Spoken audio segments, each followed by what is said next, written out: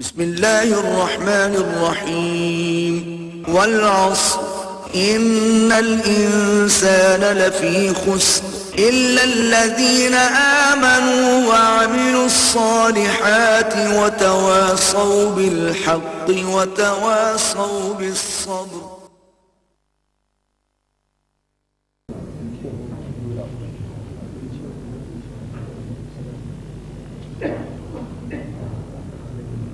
على عباده الذين اصطفى خصوصا على أفضلهم وخاتم النبيين محمد الأمين وعلى آله وصحبه أجمعين. أما بعد فقد قال الله تبارك وتعالى: أعوذ بالله من الشيطان الرجيم بسم الله الرحمن الرحيم والعصر إن الإنسان لفي خسر إلا الذين آمنوا وعملوا الصالحات وتواصوا بالحق وتواصوا بالصبر. صدق الله العظيم. رب اشرح لي صدري ويسر لي أمري واحلل عقدة من لساني يفقهوا قولي. اللهم ربنا ألهمنا رشدنا وأعذنا من شرور أنفسنا. اللهم أرنا الحق حقا وارزقنا اتباعه وأرنا الباطل باطلا وارزقنا اجتنابه. اللهم وفقنا لما تحب وترضى. اللهم وفقنا أن نجاهد في سبيلك بأموالنا وأنفسنا. اللهم ارزقنا شهادة في سبيلك. آمين یا رب العالمین.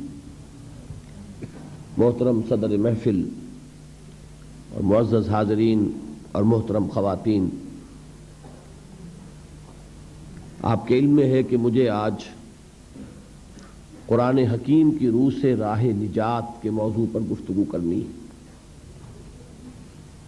لیکن اس سے پہلے کہ میں آج کے موضوع پر گفتگو کا آغاز کروں،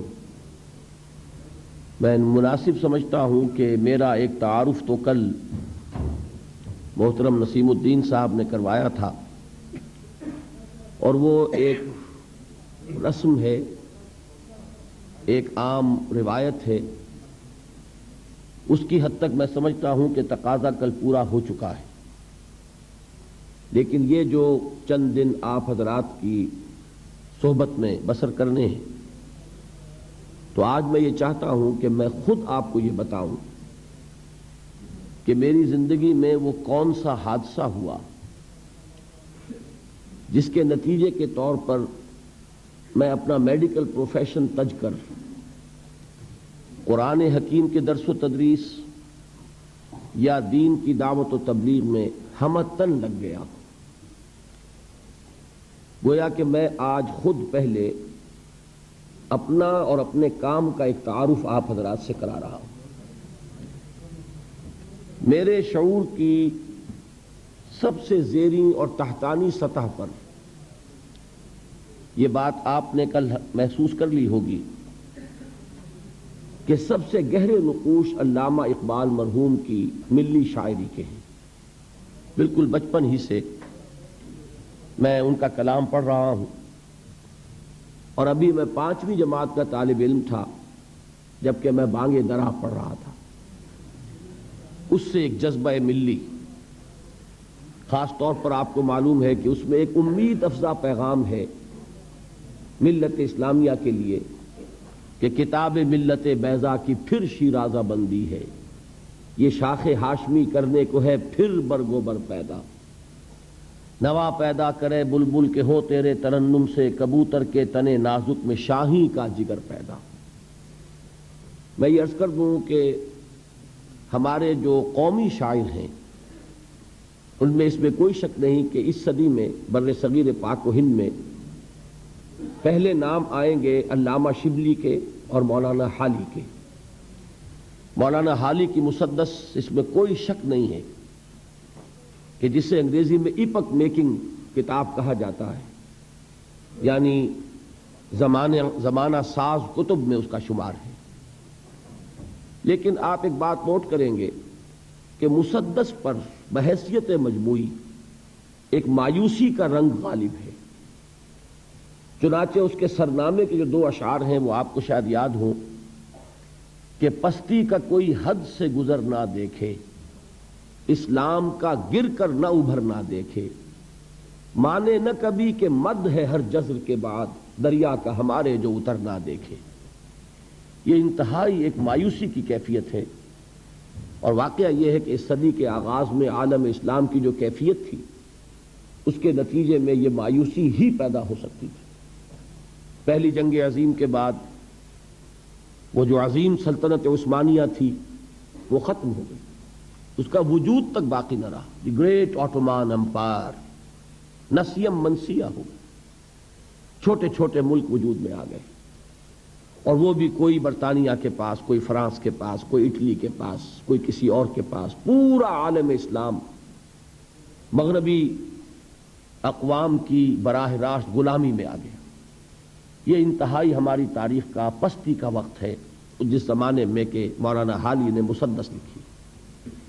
اس کے اختتام پر بھی جن حضرات کو مسدس سے کوئی دلی تعلق ہے، اور مجھے یہاں آ کر خاص محسوس ہوا کہ حافظ عرفان صاحب جو یہاں کی ایک جانی پہچانی شخصیت ہیں، انہیں مسدس میں سمجھتا ہوں کہ شاید اکثر و بیشتر یاد ہے، اور مجھے محسوس ہوا کہ واقعتاً وہ کتاب ایسی ہے کہ اس کے ساتھ ہمارا ایک ذہنی ربط و تعلق رہنا چاہیے۔ اس کے اختتام پر مناجات بحضور سرور کونین کے عنوان سے جو نظم ہے، اس کا بھی آغاز اسی سے ہوتا ہے کہ اے خاصہ خاصان رسول وقت دعا ہے، امت پہ تیری آ کے عجب وقت پڑا ہے، وہ دین جو بڑی شان سے نکلا تھا وطن سے پردیس میں، وہ آج غریب الغربا ہے۔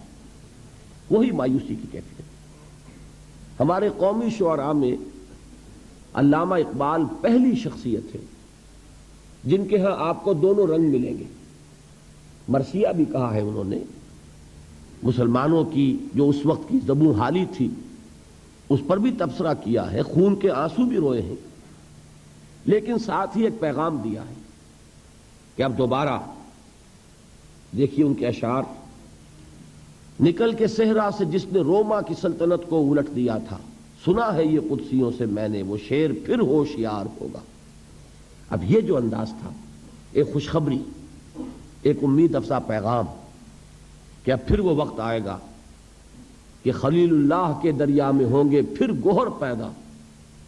اب پھر وہ دریا جو ہے توحید کا دریا، اللہ کے رسولوں کا وہ دریا، اب اس میں نئے موتی جو ہیں وہ پھر پیدا ہوں گے۔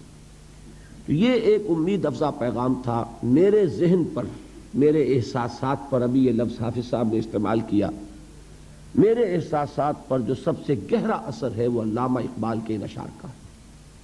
کل بھی آپ نے نوٹ کیا ہوگا جواب شکوہ کا وہ شعر کہ وہ زمانے میں معزز تھے مسلمان ہو کر، اور تم خار ہوئے تاریک قرآن ہو کر، اور وقت فرصت ہے کہاں کام ابھی باقی ہے، نور توحید کا اتمام ابھی باقی ہے۔ بہرحال اس کے بعد، اور بلکہ اس کے ساتھ یہ نوٹ کر لیجئے کہ تحریک پاکستان اس وقت چل رہی تھی، میرا وہ ہائی اسکول کا دور ہے، تو علامہ اقبال کی ملی شاعری سے متاثر ہو کر میں نے بھی ایک طالب علم کی حیثیت سے تحریک پاکستان میں حصہ لیا، اور حصار ڈسٹرکٹ مسلم اسٹوڈنٹس فیڈریشن کا میں جنرل سیکریٹری تھا۔ لیکن اسی زمانے میں مجھے مولانا ابوالکلام آزاد کی تحریروں سے بھی تعارف حاصل ہوا، اور خاص طور پر مولانا سید ابوالعلا مودودی کی تحریروں سے میں نے پڑھا ان دونوں حضرات کو۔ ظاہر بات ہے کہ مولانا ابوالکلام آزاد تو اس وقت کانگریس میں تھے، مولانا مودودی نے ایک علیحدہ جماعت اسلامی کے نام سے بنائی ہوئی تھی، تو مجھے ان سے علمی دلچسپی تو اس وقت ہوئی، لیکن عملی طور پر تحریک پاکستان ہی کا ایک ادنا اور ننھا سا کارکن میں رہا۔ البتہ پاکستان بننے کے بعد پھر اب چونکہ وہ ملک جو اللہ نے ہمیں عطا فرمایا، در حقیقت اس ملک کا قیام تو پہلی منزل تھی ہماری، اصل سفر تو ابھی باقی تھا۔ اس ملک میں اسلام کا نفاذ، اسلام کا قیام، وہ جو قائد اعظم نے کہا تھا کہ ہم ایک ایسا خطہ زمین چاہتے ہیں کہ جس میں ہم اس جدید دور میں اسلام کے اصول اخوت و مساوات و حریت کا ایک نمونہ پیش کر سکیں، پوری دنیا کو دکھا سکیں کہ اسلام کیا ہے۔ اسلامی تہذیب کیا ہے، اسلامی تمدن کیا ہے، اسلامی قانون کیا ہے، اسلامی سیاست کیا ہے، اسلامی معیشت کیا ہے، اسلامی معاشرہ کسے کہتے ہیں. یہ اصل میں غرض تھی ہماری، یہ مقصد تھا جس کے لیے پاکستان حاصل کیا گیا. حصول پاکستان تو در حقیقت اس سفر کی پہلی منزل تھی، لیکن یہ کہ محسوس ایسا ہوا کہ شاید ہم نے اس پہلی منزل ہی کو آخری منزل سمجھ لیا، اور ہم نے آزادی کے جو مادی فوائد تھے ان کو سمیٹنے پر کمر کس لی. دولت، شہرت، عزت، اقتدار، یہی ہم میں سے اکثر کا مطمع نظر بن کر رہ گیا. اس صورت میں اب پاکستان میں اسلامی نظام کے قیام، بالفعل ایک اسلامی معاشرے کی تشکیل، ایک واقعتاً حقیقتاً اسلامی ریاست کا قیام، اس کے لیے پھر میں نے سن 47 سے سن 57 تک 10 سال جماعت اسلامی کی تحریک کے ساتھ بسر کیے. پہلے 7 سال اسلامی جمعیت طلبہ میں، اور جب میں 1954 میں MBBS سے فارغ ہو گیا تو جس دن میرا نتیجہ نکلا ہے اسی دن میں نے جمعیت طلبہ سے استعفیٰ لکھا اور جماعت اسلامی کی رکنیت کی درخواست کا جو فارم تھا پر کر دیا. 3 برس پھر لگ بھگ میں جماعت میں رہا ہوں. وہاں سے جو علیحدگی ہوئی اس کا سبب کیا تھا، یہ بات ہے اصل میں جو میں چاہتا ہوں کہ آپ کے سامنے آ جائے تو معلوم ہوگا کہ جو کچھ میں اب کر رہا ہوں اس کا کیا پس منظر ہے، صغرا کبرا کیا ہے، اس کی لاجک کیا ہے. میں نے یہ محسوس کیا کہ ہم اس ایزمپشن پر اور اس مفروضے پر آگے چل رہے ہیں کہ جب ہم سب مسلمان ہیں تو اسلامی نظام قائم ہو جانا چاہیے، جبکہ واقعہ یہ ہے کہ 200 برس کی غلامی نے اور مغربی تہذیب کے غلبے نے ہماری ایمان کی جڑوں کو کھوکھلا کر دیا. ہم مسلمان صرف وراثتاً ہیں، صرف نسلاً ہیں. ہم مسلمان اس لیے ہیں کہ مسلمان والدین کے ہاں پیدا ہو گئے، لیکن یہ کہ ہم نے شعور کے ساتھ اپنے ایک کانشس اور شعوری فیصلے کے طور پر اسلام کو قبول نہیں کیا. اور ایمان اگر ہم اپنے دلوں میں جھانکیں تو محسوس ہوگا کہ وہ صرف ایک ڈوگما ہے، ایک عقیدہ ہے، موروثی عقیدہ. اس ایمان کی ریئلائزیشن، اس کا شعور، وہ در حقیقت ہمیں حاصل نہیں، جس کا نام یقین کہا جائے گا، جس کو علامہ اقبال نے کہا ہے کہ یقین پیدا کرے ناداں یقین سے ہاتھ آتی ہے، وہ درویشی کے جس کے سامنے جھکتی ہے فقوری. وہ یقین جب تک نہ ہو اس وقت تک اسلام پر عمل نہیں ہو سکتا. تو میں اس نتیجے پر پہنچا کہ محض اس نعرے کی بنیاد پر کہ ہم مسلمان ہیں، پاکستان میں اگر 95% 96% لوگ مسلمان ہیں تو یہاں اسلام آنا چاہیے. یہ دلیل تو صحیح ہے، لیکن اس دلیل سے اسلام آئے گا کبھی نہیں. اس کے لیے 2 چیزوں کی ضرورت ہے. پہلی چیز یہ کہ خاص طور پر جو پڑھا لکھا طبقہ، اور پڑھے لکھے سے میری مراد ہے جدید تعلیم یافتہ طبقہ، اس لیے کہ ہمارے ہاں تعلیم کے 2 نظام چل رہے ہیں.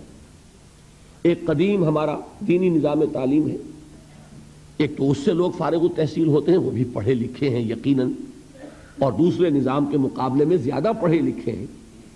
لیکن میں جس طبقے کا ذکر کر رہا ہوں کہ معاشرے میں جس کو کہ اصل فیصلہ کن حیثیت حاصل ہو چکی ہے، وہ تو جدید تعلیم یافتہ طبقہ ہے، اس لیے کہ پورے ملک کی باغڈور اس کے ہاتھ میں ہے. اس جدید تعلیم یافتہ طبقے کے اندر تجدید ایمان کو اثر نو مستحکم کرنے کی ایک تحریک برپا کی جائے. پہلے تو یہ چیز جو ہے وہ ضروری ہے، اس لیے کہ بہت صحیح کہا جس نے کہا کہ گلا تو گھونٹ دیا اہل مدرسہ نے تیرا، کہاں سے آئے صدا لا الہ الا اللہ. ہم نے برٹرینڈ رسل کو پڑھا ہے، ہم نے ڈاروین کو پڑھا ہے، ہم نے فرائڈ کو پڑھا ہے، ہم نے مارکس کو پڑھا ہے، تو ایمان کہاں سے آ جائے گا؟ ان نظریات نے ہمارے ذہنوں میں تصادم پیدا کیا ہوا ہے، کانفلکٹ ہے، تضادات ہیں. ہم کچھ مانتے کچھ اور ہیں، کرتے کچھ اور ہیں. اس کی وجہ یہی ہے کہ وہ ایمان کی حقیقت ہمیں حاصل نہیں. اس کے لیے خصوصاً جدید تعلیم یافتہ طبقے میں تجدید ایمان کی ایک تحریک. اب ظاہر بات ہے کہ تجدید ایمان کے لیے ہمارے پاس سورس کیا ہے، ایمان کہاں سے ملے گا؟ میں تفصیل کے ساتھ بھی انشاءاللہ ان ایام میں کسی موقع پر عرض کروں گا. اس وقت اجمالاً صرف چونکہ عرض کر رہا ہوں، تو میں جس نتیجے پر پہنچا وہ یہ کہ منبع ایمان اور سرچشمہ یقین قرآن حکیم ہے۔ مولانا ظفر علی خان کا بڑا پیارا شعر ہے، سادہ سا شعر ہے لیکن بڑی عظیم حقیقت کو لیے ہوئے ہے کہ وہ جنس نہیں ایمان جسے لے آئیں دکان فلسفہ سے، ڈھونڈے سے ملے گی عاقل کو یہ قرآن کے سی پاروں۔ قرآن وہ نور ہے کہ جو اندھیروں سے نکال کر روشنی میں لاتا ہے۔ اندھیرے کون سے ہیں؟ کفر کا اندھیرا، شرک کا اندھیرا، الحاد کا اندھیرا، مادہ پرستی کا اندھیرا، یہ تمام اندھیرے ہیں۔ سورہ حدید میں فرمایا گیا هو الذی ينزل على عبده آیات بینات لیخرجکم من الظلمات الى النور وان اللہ بکم لرؤوف الرحیم۔ وہی ہے اللہ جو اپنے بندے پر صلی اللہ علیہ وسلم یہ آیات بینات نازل فرما رہا ہے تاکہ وہ ان کے ذریعے سے تمہیں اندھیروں سے نکال کر روشنی میں لائے۔ تو یہ جو ظلمات ہیں، کفر اور شرک اور الحاد اور مادہ پرستی، ان کے اندھیروں سے نکالنے والی کوئی چیز ہے تو وہ قرآن مجید کا نور۔ تو پہلا فیصلہ میرا یہ ہوا کہ مجھے اپنی توانائیاں، اپنی قوتیں، اپنی صلاحیتیں جو بھی اللہ نے عطا فرمائی ہیں، ظاہر بات ہے لا یکلف اللہ نفسا الا وسعها، اللہ تعالیٰ نے ہر انسان کو جو بھی صلاحیتیں اسے عطا فرمائی ہیں اسی کے مطابق مکلف ٹھہرایا۔ جس میں جتنی استعداد ہے اتنا ہی وہ ذمہ دار ہے، اتنا ہی جواب دہ ہوگا۔ زیادہ استعداد ہے زیادہ جواب دہی ہوگی، کم استعداد ہے کم محاسبہ ہوگا۔ یہ اللہ تعالیٰ کا قانون ہے۔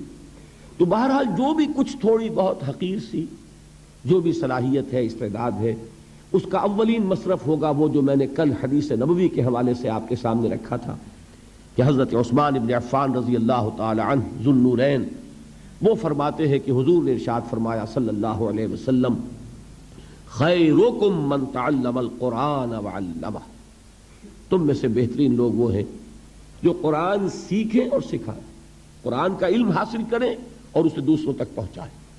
تو پہلی بات میں نے یہ طے کی، کون شخص چاہے گا کہ وہ اچھے سے اچھے کیریئر کو اڈاپٹ نہ کرے؟ ہر شخص یہی چاہتا ہے بہتر سے بہتر کیریئر اسے ملے۔ لہذا جب سب سے بہتر کیریئر یہ ہے خیرکم من تعلم القرآن وعلمہ، اور یہ کس کا فرمان ہے؟ الصادق المصدوق، جو سچے ہیں، جن کی سچائی کی گواہی اللہ نے دی۔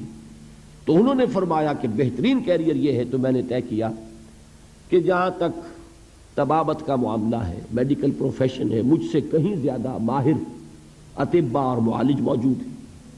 یہ کام ایسا نہیں ہے کہ اس کی کوئی کمی واقع ہو جائے گی اگر میں نے اپنی توانائیوں میں اب میں نے اللہ کی اس کتاب کے لیے وقت نکالنا شروع کر دیا۔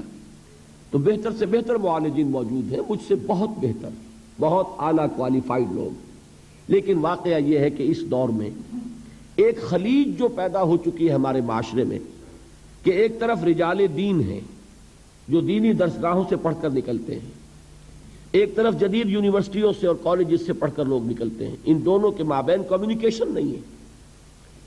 علماء علم کے پہاڑ ہیں لیکن جدید تعلیم یافتہ لوگوں سے ان کے ذہنی سطح پر گفتگو نہیں کر سکتے۔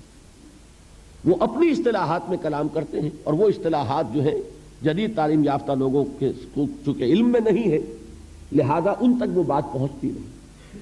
میں ایک مثال دیا کرتا ہوں کہ جیسے تربیلا ڈیم ہے، منگلا ڈیم ہے، کتنا پانی ہے لیکن وہ پانی بیکار ہے جب تک کہ وہ ڈسٹریبیوشن چینل جو ہیں پانی کی تقسیم کے لیے نہروں کا جو نظام ہے، جب تک کہ وہ نہروں سے ہو کر راجباہوں سے ہو کر زمین پر پانی نہیں پہنچے گا، تربیلا ڈیم میں کھڑا ہوا وہ پانی کو فائدہ نہیں پہنچائے گا۔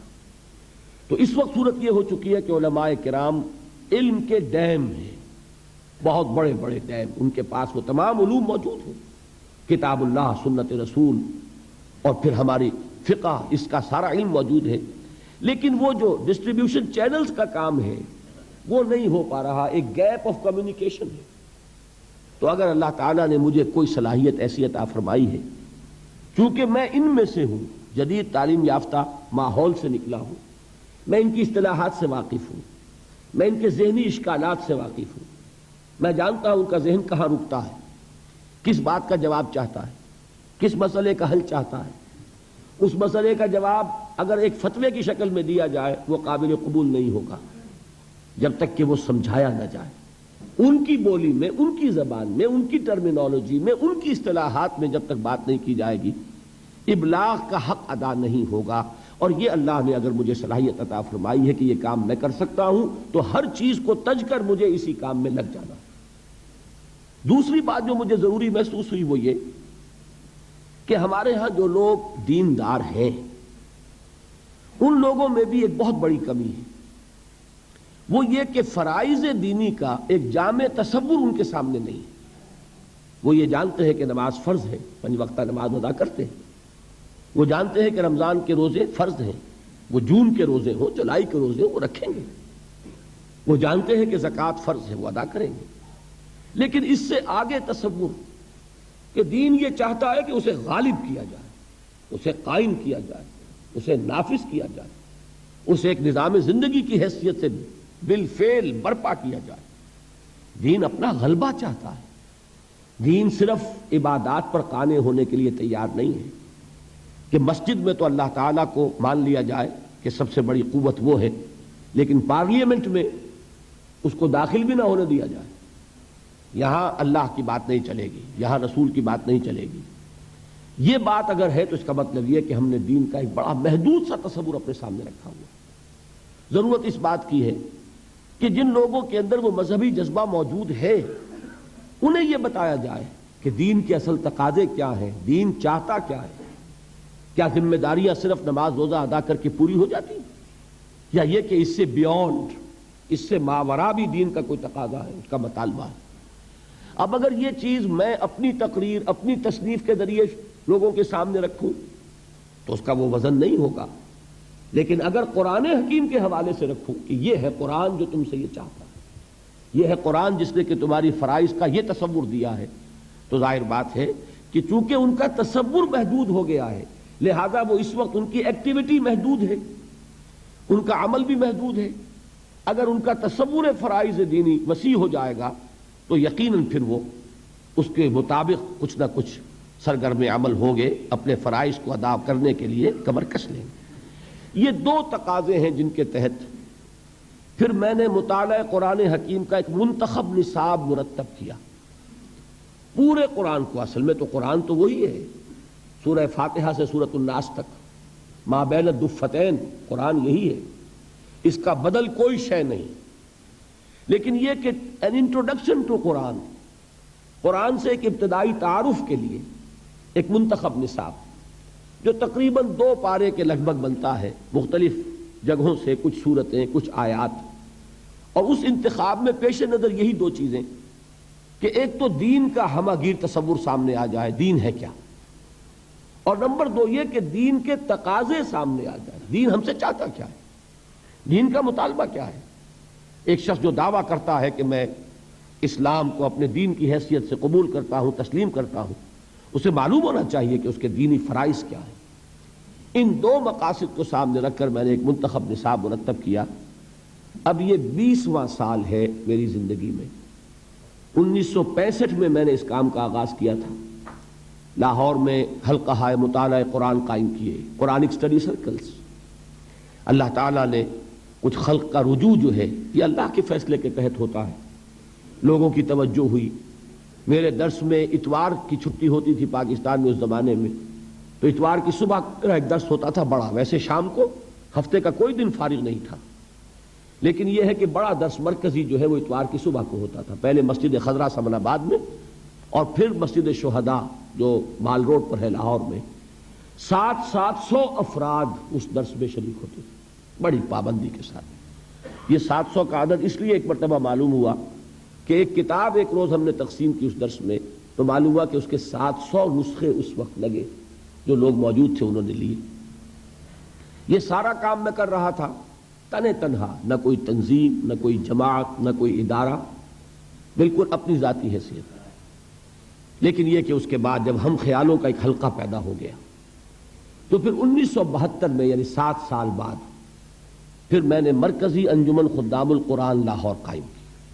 جو لوگ اس کام میں میرے ساتھ شریک ہونا چاہیں، ساتھی بننا چاہیں، اس لیے کہ اب اس کام کو آگے بڑھانے کے لیے پیسہ بھی درکار ہے، کتابیں چھپنی چاہیے، اور یہ کہ اس کام کو آگے بڑھانے کے لیے جو بھی مالی وسائل درکار ہیں وہ کسی فرد کا معاملہ ہوگا تو اس پر 100 طرح کی انگلیاں اٹھیں گی.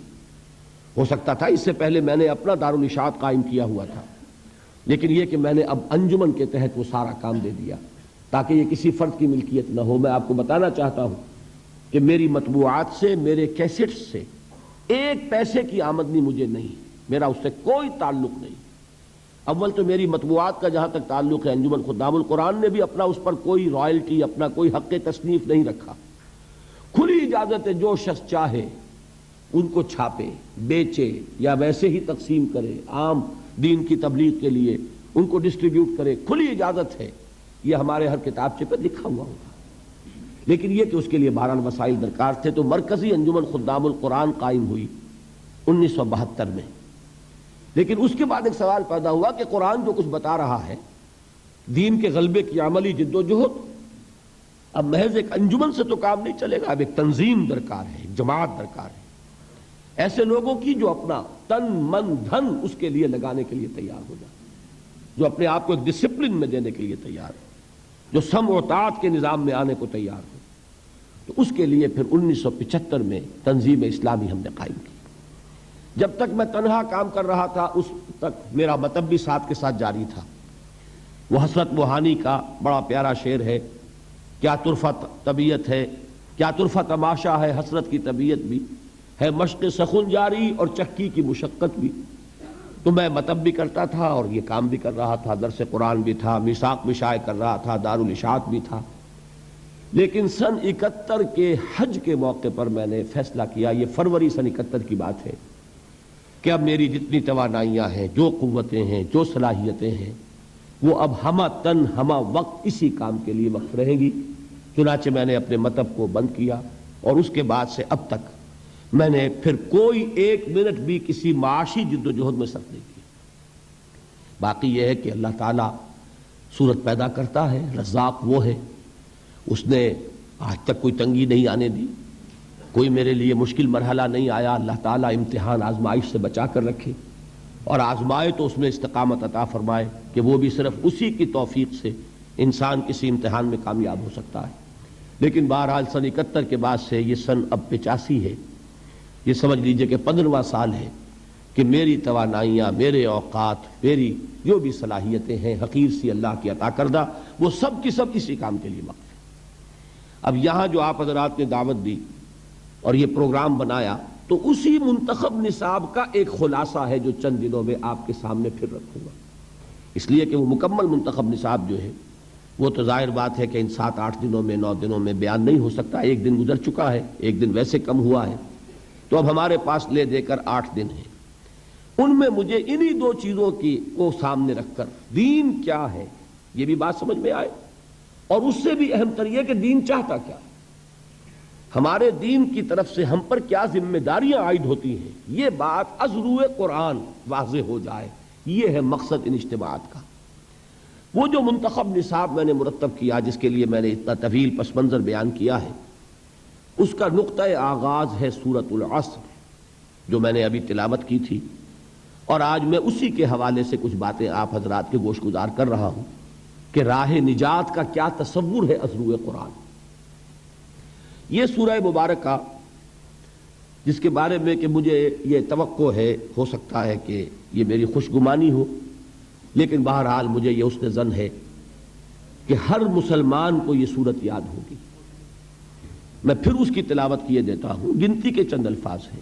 اعوذ باللہ من الشیطان الرجیم، بسم اللہ الرحمن الرحیم، والعصر ان الانسان لفی خسر الا الذین آمنوا وعملوا الصالحات وتواصوا بالحق وتواصوا بالصبر. صدق اللہ العظیم. اس کا ایک سادہ سا ترجمہ پہلے میں کر دیتا ہوں، اس کو ہر شخص جو ہے وہ اپنے ذہن پر کندہ کر لے.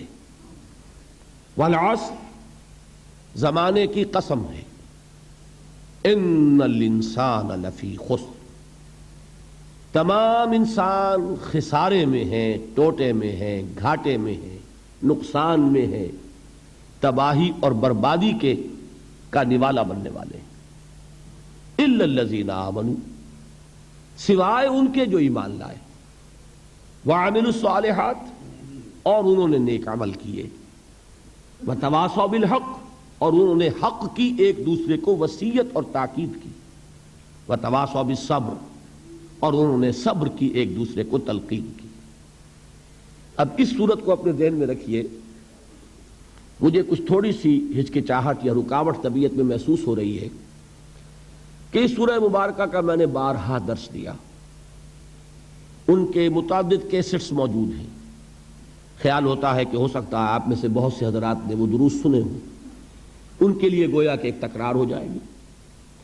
اس پر میری ایک تقریر بھی مطبوعہ ہے، ایک تحریر بھی چھپی ہوئی، تو بہت سے حضرات کے سامنے وہ چیزیں بھی شاید ہوں، لیکن میں یہ سمجھتا ہوں کہ قرآن مجید کا معاملہ چونکہ یہ ہے کہ اس کے لیے تکرار اور اعادہ، جیسا کہ میں نے کل حضور کے الفاظ میں آپ کو سنایا تھا کہ یہ وہ چیز نہیں ہے لا یخلق عن کثرت الرد، یہ بار بار کے تکرار اور اعادے سے اس پر کوئی باسی پن طاری نہیں ہوتا۔ یہ وہ کتاب نہیں ہے کہ جس کو چند مرتبہ پڑھنے کے بعد انسان محسوس کرے اب کیا پڑھنا ہے، پڑھ لیا، سمجھ لیا۔ یہ کتاب تو وہ ہے کہ ہر بار پڑھو گے اس میں ایک نئی ایک ندرت کا احساس ہوگا، اس کی رعنائی، اس کا حسن جو ہے ہر بار ایک نئی شان کے ساتھ تمہارے سامنے آئے۔ تو یہ حضور صلی اللہ علیہ وسلم کا فرمان ہے، تو یہی فرمان اس وقت مجھے ایک سہارا دے رہا ہے نفسیاتی اعتبار سے کہ چاہے میں نے سورہ مبارکہ کو بارہا بیان کیا ہو، لیکن آج پھر کوشش کر رہا ہوں اللہ تعالیٰ سے توفیق طلب کرتے ہوئے کہ وہ مجھے صحیح اور دل نشین پیرائے میں اس سورہ مبارکہ کے مفاہیم اور اس کے معنی اور مراد کو آپ کے سامنے پیش کرنے کی توفیق عطا فرمائے، اور اللہ تعالیٰ آپ کے ذہن کے دروازے بھی اس کے لیے کھول دے اور دلوں کے دروازے بھی کھول دے۔ دیکھیے 4 چیزیں اس سورہ مبارکہ کے بارے میں ابتدائی ہیں، وہ گن کر یاد کر لیں۔ نمبر 1، یہ قرآن حکیم کی مختصر ترین صورتوں میں سے ایک ہے، اس کی کل 3 آیات ہیں، اور 3 آیات سے کم پر کوئی سورت قرآن مجید میں مشتمل نہیں۔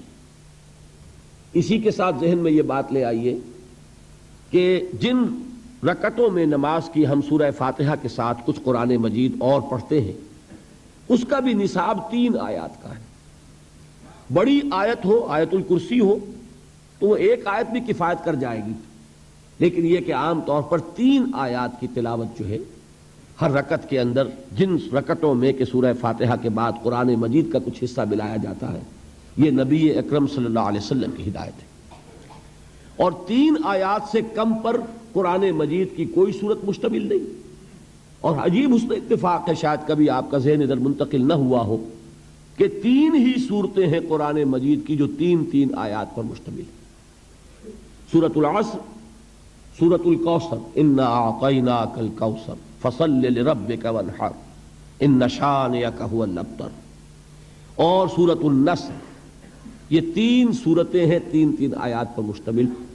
تو ظاہر ہو گیا کہ قرآن مجید کی مختصر ترین 3 صورتوں میں سے ایک صورت سورۃ العصر۔ نمبر 2، یہ قرآن حکیم کی اولین صورتوں میں سے ہے۔ آپ کو معلوم ہے کہ قرآن مجید کی تنزیل مکمل ہوئی ہے 22 برس میں۔ 23 برس جس کو کہہ دیا جاتا ہے وہ اصل میں 23 برس قمری ہے، اور ہمارا ذہن چونکہ آج کل جو ہے وہ تو شمسی تقویم کا عادی ہے، ہم انگریزی مہینوں کو زیادہ جانتے ہیں بنسبت اسلامی مہینوں کے، اس کے حساب سے اگر آپ لگائیں گے تو 22 برس ہے۔ 610 عیسوی میں حضور پر پہلی وحی نازل ہوئی، اور 632 عیسوی میں حضور صلی اللہ علیہ وسلم کا وصال ہوا۔ تو یہ 22 برس میں قرآن نازل ہوا، تھوڑا تھوڑا تھوڑا تھوڑا۔ اور قرآن مجید کے نزول میں ایک ترتیب یہ بھی رہی ہے، شروع میں بہت تھوڑا تھوڑا حصہ نازل ہوا، اور اکثر صورتیں جو ہیں آخری پارے کی، جو سب سے چھوٹی صورتیں ہیں قرآن مجید کی، وہی ہے کہ جو سب سے پہلے نازل ہوئی۔ تو یہ چھوٹی چھوٹی صورتیں جو ہیں یہ وہ ہیں کہ جنہوں نے آ کر ایک ہلچل مچا دی تھی۔ کوئی حالی کے اشعار ہے کہ وہ بجلی کا کڑکا تھا یا صوت ہادی، عرب کی زمین جس نے ساری ہلا دی۔ وہ آیات یہی تھیں، یہی چھوٹی چھوٹی صورتیں کہ جو آخری پارے میں ہیں، انہوں نے ایک ہلچل پیدا کر دی۔ جس سے کہ وہاں بات آئی عما یتساءلون عن النبأ العظیم الذی هم فیہ مختلفون، یہ کس چیز کے بارے میں چہمے گوئیاں ہو رہی ہیں؟ اس بڑی خبر کے بارے میں جس کے بارے میں کہ ان کے مابین اختلاف ہو گیا۔ تو قرآن مجید میں پہلے جو صورتیں نازل ہوئی وہ چھوٹی ہیں حجم کے اعتبار سے، لیکن معانی اور مفاہیم کے اعتبار سے ہرگز مبالغہ نہیں ہے یہ کہنے میں کہ معانی کے دریا ہیں، بلکہ سمندر ہیں جن کو کوزے میں بند کر دیا گیا۔ اور اس کے بعد انہی مضامین کی تفصیل ہوئی۔ پھر جب طویل صورتیں نازل ہوئیں، خاص طور پر طویل مدنیات، انہی صورتوں کی شرح ہے وہ۔ چنانچہ سورہ ہود میں اللہ تعالیٰ نے خود قرآن مجید کا تعارف کرایا ہے، الف لام را کتاب احکمت آیاتہ ثم فصلت من لدن حکیم خبیر۔ یہ وہ کتاب ہے قرآن جس کی آیات پہلے محکم کی گئیں، مضبوط کی گئیں۔ یہ چھوٹے چھوٹے جملوں کے اندر معانی کے سمندر جو ہیں وہ بند کیے گئے، پھر ایک حکیم اور خبیر ہستی کی طرف سے ان کی تفصیل بیان ہوئی۔ تو یہ قرآن مجید کا ایک خاص اسلوب ہے۔ تو یہ نوٹ کیجئے کہ سورۃ العصر بھی قرآن حکیم کی اولین صورتوں میں سے ایک ہے۔ تیسری بات یہ نوٹ کیجئے، ہر زبان کی ادب کے ادب میں آپ کے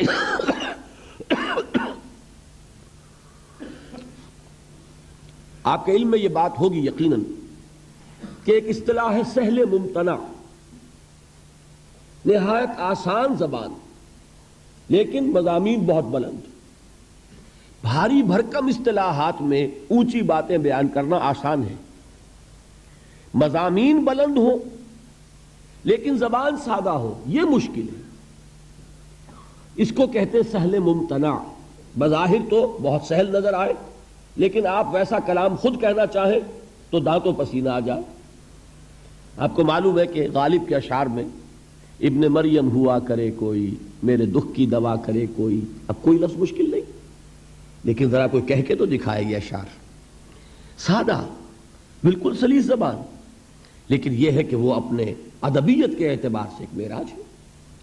تو قرآن حکیم ویسے تو پورا کا پورا ابتدا سے انتہا تک عربی زبان کی ادبیت کی معراج ہے۔ کل میں بیان کر چکا ہوں کہ اس کے اعجاز کا سب سے نمایاں پہلو اور سب سے اولین پہلو یہی تھا جس پر کہ اس نے چیلنج کیا ہے تحدی کے ساتھ کہ اگر تم مقابلہ کر سکتے ہو تو کرو، فاتو بسورۃ من مثلہ، لے آؤ ایک ہی صورت اس جیسی جس کا مقابلہ کوئی نہیں کر سکا۔ کوئی جھوٹ موٹ کو بھی میدان میں کھڑا نہیں ہو سکا کہ میں اس چیلنج کو قبول کرتا ہوں۔ تو قرآن مجید از ابتدا تا انتہا عربی ادب اس کا کلاسک ہے، یہ اس کا چوٹی کا، اس کی ایک معراج کا مقام رکھنے والا۔ لیکن اس میں بعض مواقع ایسے ہوتے ہیں، جیسے میں نے سورۃ الرحمن کے بارے میں حضور کی حدیث کل سنائی، سورۃ الرحمن عروس القرآن، یہ قرآن کی دلہن ہے، اس میں صوتی آہنگ ہے، اس کا اپنا ایک میوزک ہے، اس کے اپنے اندر ایک غنا ہے، اس کے الفاظ کا ظاہری حسن ہے۔ اب یہ خصوصیت ہے سورہ رحمان کی۔ اسی طرح سہل ممتنع کے اعتبار سے قرآن مجید کی اہم ترین سورت سورۃ العصر ہے۔ اس میں کوئی لفظ مشکل نہیں، والعصر۔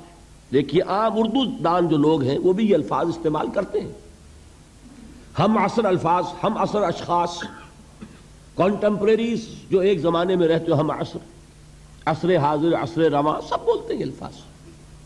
عصر جدید، ان الانسان لفی خسر، انسان کا لفظ کون نہیں جانتا، خسر خسارہ یہ اردو کے اندر مستعمل ہے۔ ان الا الذین آمنوا، ایمان، عمل صالح، تواسی ذرا ایک تھوڑی سی بدلی ہوئی شکل ہے، لیکن اردو میں وہ لفظ بھی مستعمل ہے، وصیت، وصیت سے تواسی بنا، باب تفاعل ہے، بالحق وتواصوا بالصبر۔ کوئی لفظ بھی ثقیل نہیں، کوئی بھاری بھرکم اصطلاح نہیں، لیکن جیسا کہ میں آپ حضرات کے سامنے کوشش کروں گا کہ اس کے مفاہیم کو کسی درجے میں بیان کروں، اندازہ ہوگا کہ یہ جہاں تک علم اور حکمت کی معراج کا تعلق ہے، فلسفہ اور فلسفے کے چوٹی کے مسائل وہ اس صورت میں موجود ہیں، لیکن یہ کہ کوئی لفظ بھاری نہیں، کوئی ثقیل نہیں۔ چوتھی چیز جو اہم ترین ہے اس سورہ مبارکہ کے بارے میں، وہ یہ ہے کہ میرے نزدیک، یہ میں ایک بڑی بات کہہ رہا ہوں، کہنے کی جرات کر رہا ہوں، میرے نزدیک یہ قرآن مجید کی جامع ترین صورت ہے۔ میں نے اپنا ایکسپریشن بدل دیا، پہلے میں نے کہا تھا کہ یہ اولین صورتوں میں سے ایک ہے، مختصر ترین صورتوں میں سے ایک ہے۔ اب جو بات میں کہہ رہا ہوں یہ کہ جامع ترین صورت ہے قرآن حکیم۔ اس کی وجہ یہ ہے کہ قرآن ہے ہدی للناس، رہنمائی بن کر آیا ہے، ہدایت ہے۔ اس ہدایت کے راستے کو، صراط مستقیم کو، جس قدر جامعیت کے ساتھ اس صورت نے بیان کیا ہے، قرآن مجید میں آپ دیکھیں گے ایمان کی بحث ہے، مکی صورتوں میں طویل مباحث ایمان کے، پھر اعمال صالحہ کی بحث، عبادات کی بحث، اخلاقیات کی بحث، معاملات کی بحث، یہ سب کیا ہے؟ عمل صالح کی تشریح۔ پھر تواصی بالحق، جہاد، امر بالمعروف نہی عن المنکر، یہ سب کیا ہے؟ یہ تواصی بالحق کی شرح ہے۔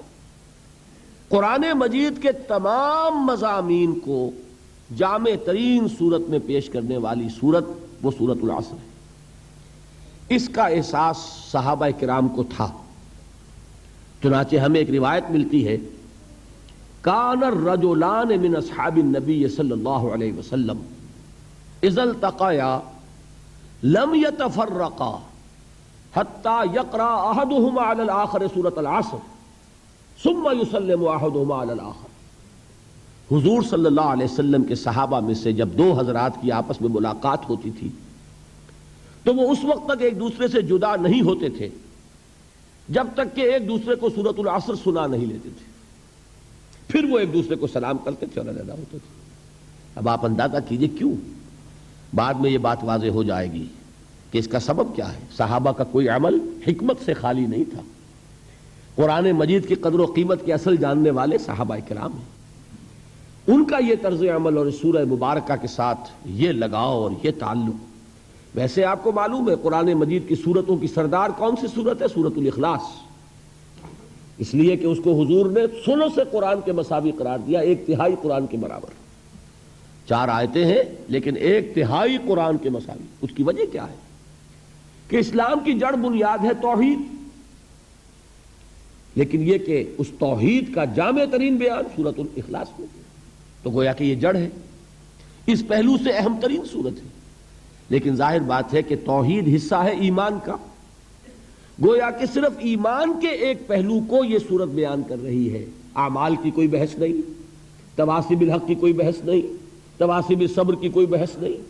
اس اعتبار سے اسے جامع ترین صورت نہیں کہیں گے، اہم ترین تو ہے، اس لیے کہ توحید ہی جڑ ہے، بنیاد ہے۔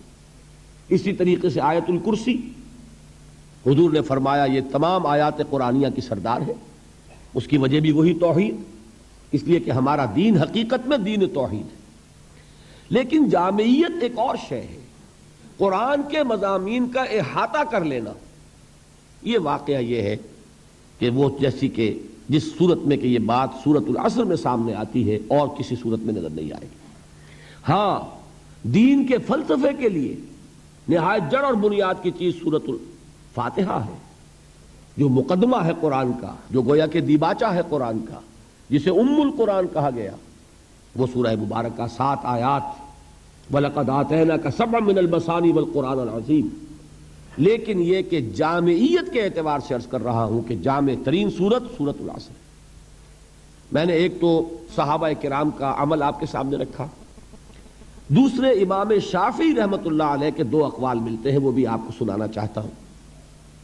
ایک قول تو ان کا بہت مشہور ہے، لو تدبر الناس هذه السورۃ لوسعتهم، اگر لوگ صرف اس ایک صورت پر تدبر کریں، غور کریں، اس کی گہرائیوں میں اترے تو یہ صورت ان کی ہدایت کے لیے کافی ہو جائے گی۔ ایک اور قول ہے امام شافعی رحمۃ اللہ علیہ کا، جو نقل کیا ہے مفتی محمد عبدہ نے اپنی تفسیر میں، کہ لو لم ينزل من القرآن سواها لکفت الناس، اگر قرآن مجید میں سے سوائے سورۃ العصر کے کوئی اور سورت نازل نہ ہوتی، کوئی اور حصہ نازل نہ ہوتا، تو یہ بھی لوگوں کی ہدایت کے لیے کافی تھی۔ اس سے اندازہ آپ کو ہو سکتا ہے کہ امام شافعی رحمۃ اللہ علیہ کے نزدیک اس سورہ مبارکہ کی کیا عظمت ہے۔ تو 4 چیزیں میں نے عرض کی ہیں، میں اس طور سے اب بیان کر رہا ہوں۔ ایک ہوتا ہے خطابت کا انداز، ایک ہے درس کا انداز۔ درس کہتے ہیں کسی چیز کو گھسنا، پھر مٹانا، پھر گھسنا۔ جیسے بچہ لکھتا ہے سلیٹ پر، پھر مٹاتا ہے، پھر لکھتا ہے، یہ درس ہے۔ درس میں کوشش ہوتی ہے کہ ایک چیز ذہن میں اتر جائے، وہ نقش ہو جائے، یادداشت میں محفوظ ہو جائے۔ لہذا یہ 4 باتیں پھر نوٹ کیجئے۔ یہ قرآن مجید کی اولین صورتوں میں سے ہے، قرآن مجید کے مختصر ترین صورتوں میں سے ہے، سہل ممتنع کی سب سے اعلیٰ مثال ہے قرآن میں، اور نمبر 4 یہ جامع ترین صورتوں میں سے ہے۔ اب آئیے اس سے پہلے کہ آگے بڑھیں، قرآن مجید کے فہم کے 2 درجے ہیں، ان کو پہلے سمجھ لیجئے۔ یہ ہمارے پورے درس میں انشاءاللہ یہ چیز بطور تمہید آپ کو کام دے گی۔ قرآن مجید کے فہم کا ایک درجہ ہے جسے قرآن کہتا ہے تذکر بالقرآن۔ تذکر کے معنی نصیحت اخذ کر لینا، سبق حاصل کر لینا۔ جیسے آپ بچپن میں جب انگریزی ہم پڑھتے تھے، آپ کو بھی یاد ہوگا، ایک کوئی سٹوری آپ نے لکھی اور پھر لکھا مورل لیسن، اس کہانی کا سبق کیا ہے، اس سے حاصل کیا ہوا، کیا سبق ہمیں اس سے ملا۔ تو یہ در حقیقت لب لباب ہے کہ اس کہانی کا یہ سبق ہے، اس کا یہ مورل لیسن ہے جو ہمیں حاصل ہوا۔ ایک ہے قرآن مجید سے اس کے اصل سبق کو حاصل کر لینا، اس کو قرآن کہتا ہے تذکر، یاد دہانی، نصیحت اخذ کر لینا۔ اور اس کے اعتبار سے قرآن مجید کا یہ دعویٰ ہے، بلکہ اللہ کا دعویٰ ہے وَلَقَدْ يَسَّرْنَا الْقُرْآنَ لِلذِّكْرِ فَهَلْ مِن مُدَّكِرٍ۔ یہ 4 مرتبہ سورہ قمر میں یہ آیت آئی ہے۔ ہم نے اس قرآن کو تذکر کے لیے انتہائی آسان بنا دیا۔ یہ اتنی سادہ کتاب ہے، کتاب مبین، ایک شخص اس کو پڑھتا چلا جائے، وہ فلسفی نہ ہو، منطقی نہ ہو، اس میں کوئی اعلیٰ علوم حاصل نہ کیے ہوں، لیکن اگر اس کا تھوڑا سا عربی زبان کے ساتھ اس کی ایک یعنی واقفیت کا معاملہ ہو تو وہ اس سے جو اس کا اصل لب لباب ہے وہ حاصل کرتا چلا جائے۔ اس لیے کہ دیکھیے قرآن مجید نازل ہوا انسانوں کی ہدایت کے لیے۔ انسانوں میں بدو بھی تھے، انسانوں میں کاشتکار بھی ہیں، انسانوں میں مزدور بھی ہیں، انسانوں میں فلسفی بھی ہیں، حکماء بھی ہیں، اہل منطق بھی ہیں۔ تو قرآن تو سب کے لیے ہدایت بن کر نازل ہوا نا۔ لہذا اس نے وہ انداز اختیار کیا ہے کہ ایک عام بدو بھی اس کو سنے تو اسے محسوس ہو کہ میرے دل کی پکار ہے۔ یہ جو کچھ دیکھنا تقریر کی لذت کے جو اس نے کہا، میں نے یہ جانا کہ گویا یہی میرے دل میں تھا، ورنہ یہ کہ وہ کیسے قرآن سے سبق حاصل کرے گا۔ تو قرآن مجید کو آسان بنایا گیا تذکر کے لیے۔ لیکن ایک دوسرا درجہ ہے قرآن کا جس کا نام ہے تدبر۔ افلا یتدبرون القرآن ام علی قلوب اقفالها، کیا یہ قرآن پر تدبر نہیں کرتے؟ تدبر کسے کہتے ہیں؟ یہ دبر سے بنا ہے، کسی چیز کا پیچھا پکڑ لینا۔ انسان جو ہے اس میں غواصی کر رہا ہے، غوطے لگا رہا ہے، غور کر رہا ہے، جس کے لیے میں نے کل علامہ اقبال کا مصرع آپ کو سنایا تھا کہ قرآن میں ہو غوطہ زن اے مرد مسلمہ، جس کے لیے حضور نے فرمایا کہ لا تنقضی عجائبہ، یہ وہ کتاب ہے جس کے عجائبات کبھی ختم ہی نہیں ہوں گے۔ 20ویں صدی کا ایک فلسفی علامہ اقبال، وہ مشرق و مغرب کے اور قدیم اور جدید فلسفے کھنگالنے کے بعد پھر اسے تسکین حاصل ہوئی تو قرآن مجید کے دامن میں۔ تو گویا کہ قرآن مجید کا ایک ہے انداز تدبر کا، ایک ہے تذکر کا۔ تذکر کے لیے نہایت آسان اور تدبر کے اعتبار سے انتہائی مشکل کتاب۔ اس کی تہ تک پہنچنا انسان کے لیے ممکن نہیں۔ اللہ کا کلام ہے، اللہ کے کلام کی تہ تک کوئی پہنچ پائے گا؟ ناممکن۔ یہ ایک باؤنڈ لیس ہے، اس کی کوئی حدود نہیں ہے، یہ کلام مطلق ہے۔ کلام متکلم کی صفت ہوتا ہے، یہ کلام ہے اللہ کا، یہ اللہ کی صفت ہے۔ تو اللہ کی صفت جیسے اللہ کی ذات جو ہے وہ باؤنڈ لیس ہے، مطلق ہے، لا محدود، لا متناہی، اسی طرح یہ قرآن لا محدود، لا متناہی، اس کی تہ تک پہنچنا کسی کے لیے ممکن نہیں۔ اسی لیے حضور نے فرمایا لا تنقضی عجائبہ، اس کے عجائب کبھی ختم نہیں ہوگی، اس پر غور کرنے والے غور کرتے رہیں گے، علم اور حکمت کے موتی نکالتے چلے جائیں گے، لیکن یہ کہ اس کی یہ کان ختم ہونے والی نہیں ہے، ہر دور میں نئے موتی، نئے علم و حکمت کی جواہرات جو ہے وہ اس سے نکالے جاتے رہیں گے۔ تو تدبر کے اعتبار سے میں آپ کو ایک روایت سناتا ہوں۔ حضرت عبداللہ ابن عمر رضی اللہ تعالی عنہما صحابی ہیں، حضرت عمر کے صاحبزادے ہیں، خود صحابی ہیں۔ وہ یہ فرماتے ہیں کہ میں نے صرف سورہ بقرہ پر 8 برس تک تدبر کیا۔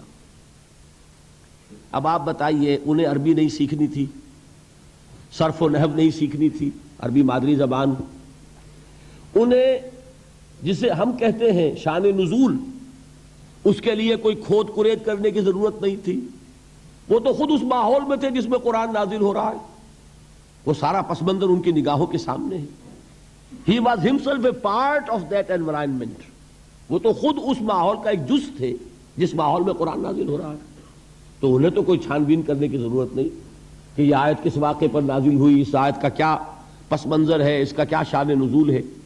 عربی ان کی گھر کی، پھر یہ کہ وہ خود اس ماحول میں ہے جس میں قرآن نازل ہو رہا ہے، سن رہے ہیں براہ راست محمد الرسول اللہ صلی اللہ علیہ وسلم سے۔ پھر کیا چیز تھی کہ 8 برس تک تدبر کر رہے ہیں صرف سورہ بقرہ میں۔ سورہ بقرہ قرآن مجید کا 12واں حصہ بنے گا نا، 12ویں سے بھی کم، 13واں بنے گا شاید۔ اس حساب سے جمع کیجئے تو 13 8 104، 104 برس تو ہونے چاہیے تو قرآن مجید پر تدبر کے۔ کس کو؟ صحابی کو۔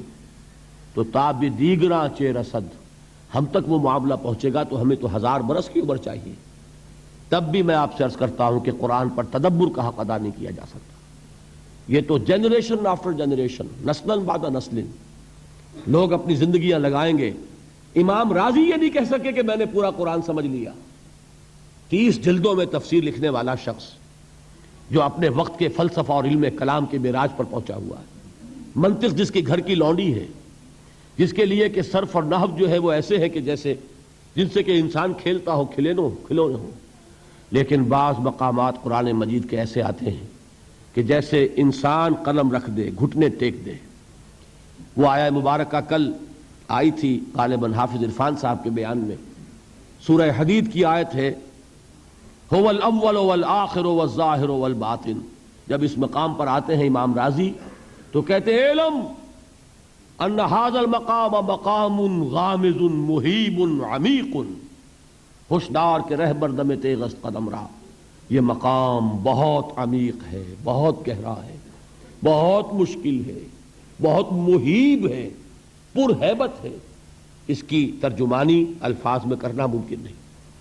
تو امام راضی کا حال یہ ہو، کشاف دعویٰ نہ کر سکے کہ اس نے قرآن مجید کے ہر لفظ کو بیان کر دیا ہے، تو میرے اور آپ کے یا اس 20ویں صدی کا کوئی بھی شخص، بڑے سے بڑا پڑھا لکھا شخص، وہ کیا دعویٰ کرے گا؟ تو جان لیجئے کہ قرآن مجید کے فہم کے یہ 2 درجے ہیں۔ ایک درجہ تذکر، جس کے اعتبار سے یہ بہت آسان ہے۔ میں اس کی مثال دیا کرتا ہوں۔ آپ تو چونکہ سمندر سے بہت قریب رہتے ہیں اور یہ گزرگاہ ہے، تیل کے ٹینکرز یہاں سے گزرتے رہتے ہیں، کبھی کوئی ٹینکر جو ہے اگر لیک کر جائے تو تیل جو ہے وہ پانی کی سطح پر رہتا ہے۔ تو اسی طریقے سے قرآن مجید کی جو اصل حکمت ہے، اس کا جو اصل سبق ہے، جو یہ سکھانا چاہتا ہے، وہ قرآن کی سطح پر ہے۔ البتہ یہ کہ سمندر کی گہرائی کون ناپے گا، اسی طریقے سے قرآن مجید کی گہرائی کو ناپنا یہ ممکن نہیں۔ وہ ہے تذکر بالقرآن، یہ ہے تدبر قرآن۔ اب ذرا غور کیجئے، تذکر کے اعتبار سے سورہ مبارکہ کو سامنے رکھیے، والعصر ان الانسان لفی خسر الا الذین آمنوا وعملوا الصالحات وتواصوا بالحق وتواصوا بالصبر۔ یہ دیکھیے ایک جملہ بنا ہے، اتنی سی صرف و نحو تو میں سمجھتا ہوں کہ آپ میں سے اکثر حضرات کو آتی ہوگی، عربی بول چال تو آپ کو سب کو ہی آ گئی ہے یہاں پہ جو رہتے ہیں۔ تھوڑی سی صرف و نحو، والعصر، زمانے کی قسم ہے، جملہ پورا نہیں ہوا، آیت پوری ہو گئی، جملہ تو پورا نہیں جب تک کہ یہ نہ بتایا جائے کہ قسم کس چیز پر کھائی گئی۔ ان الانسان لفی خسر، یہ مکمل جملہ ہے۔ الا الذین آمنوا وعملوا الصالحات، یہ مستثنیٰ ہے۔ مستثنا منہ کیا ہے، کس چیز سے مستثنا کیا گیا ہے، جب تک اس کے ساتھ جوڑیں گے نہیں مطلب سمجھ میں نہیں آئے گا۔ تو اصل میں یہ تینوں آیتیں مل کر ایک مکمل جملہ بنتی ہیں۔ زمانے کی قسم ہے تمام انسان برباد ہونے والے ہیں سوائے ان کے جو ایمان لائے اور جنہوں نے نیک عمل کیے اور جنہوں نے ایک دوسرے کو حق کی تاکید کی اور جنہوں نے ایک دوسرے کو صبر کی نصیحت کی۔ اب اس جملے کو اپنے سامنے رکھیے، پہلا سبق کیا حاصل ہوا؟ پہلا تذکر کیا ہے؟ انسان کی کامیابی اور ناکامی کا ایک معیار ہے جو ہمارے سامنے آ رہا ہے، اور یہ ہر شخص جانتا ہے کہ ہم جو بھاگ دوڑ دنیا میں کر رہے ہیں، صبح سے شام تک کی مشقت، آپ لوگ اکثر اپنے گھر والوں کو چھوڑ کر آئے ہوئے ہیں یہاں، کتنی محنت ہے، کتنی مشقت ہے، کتنی مشکلات اٹھا رہے ہیں، لیکن یہ سب کچھ کیوں کر رہے ہیں؟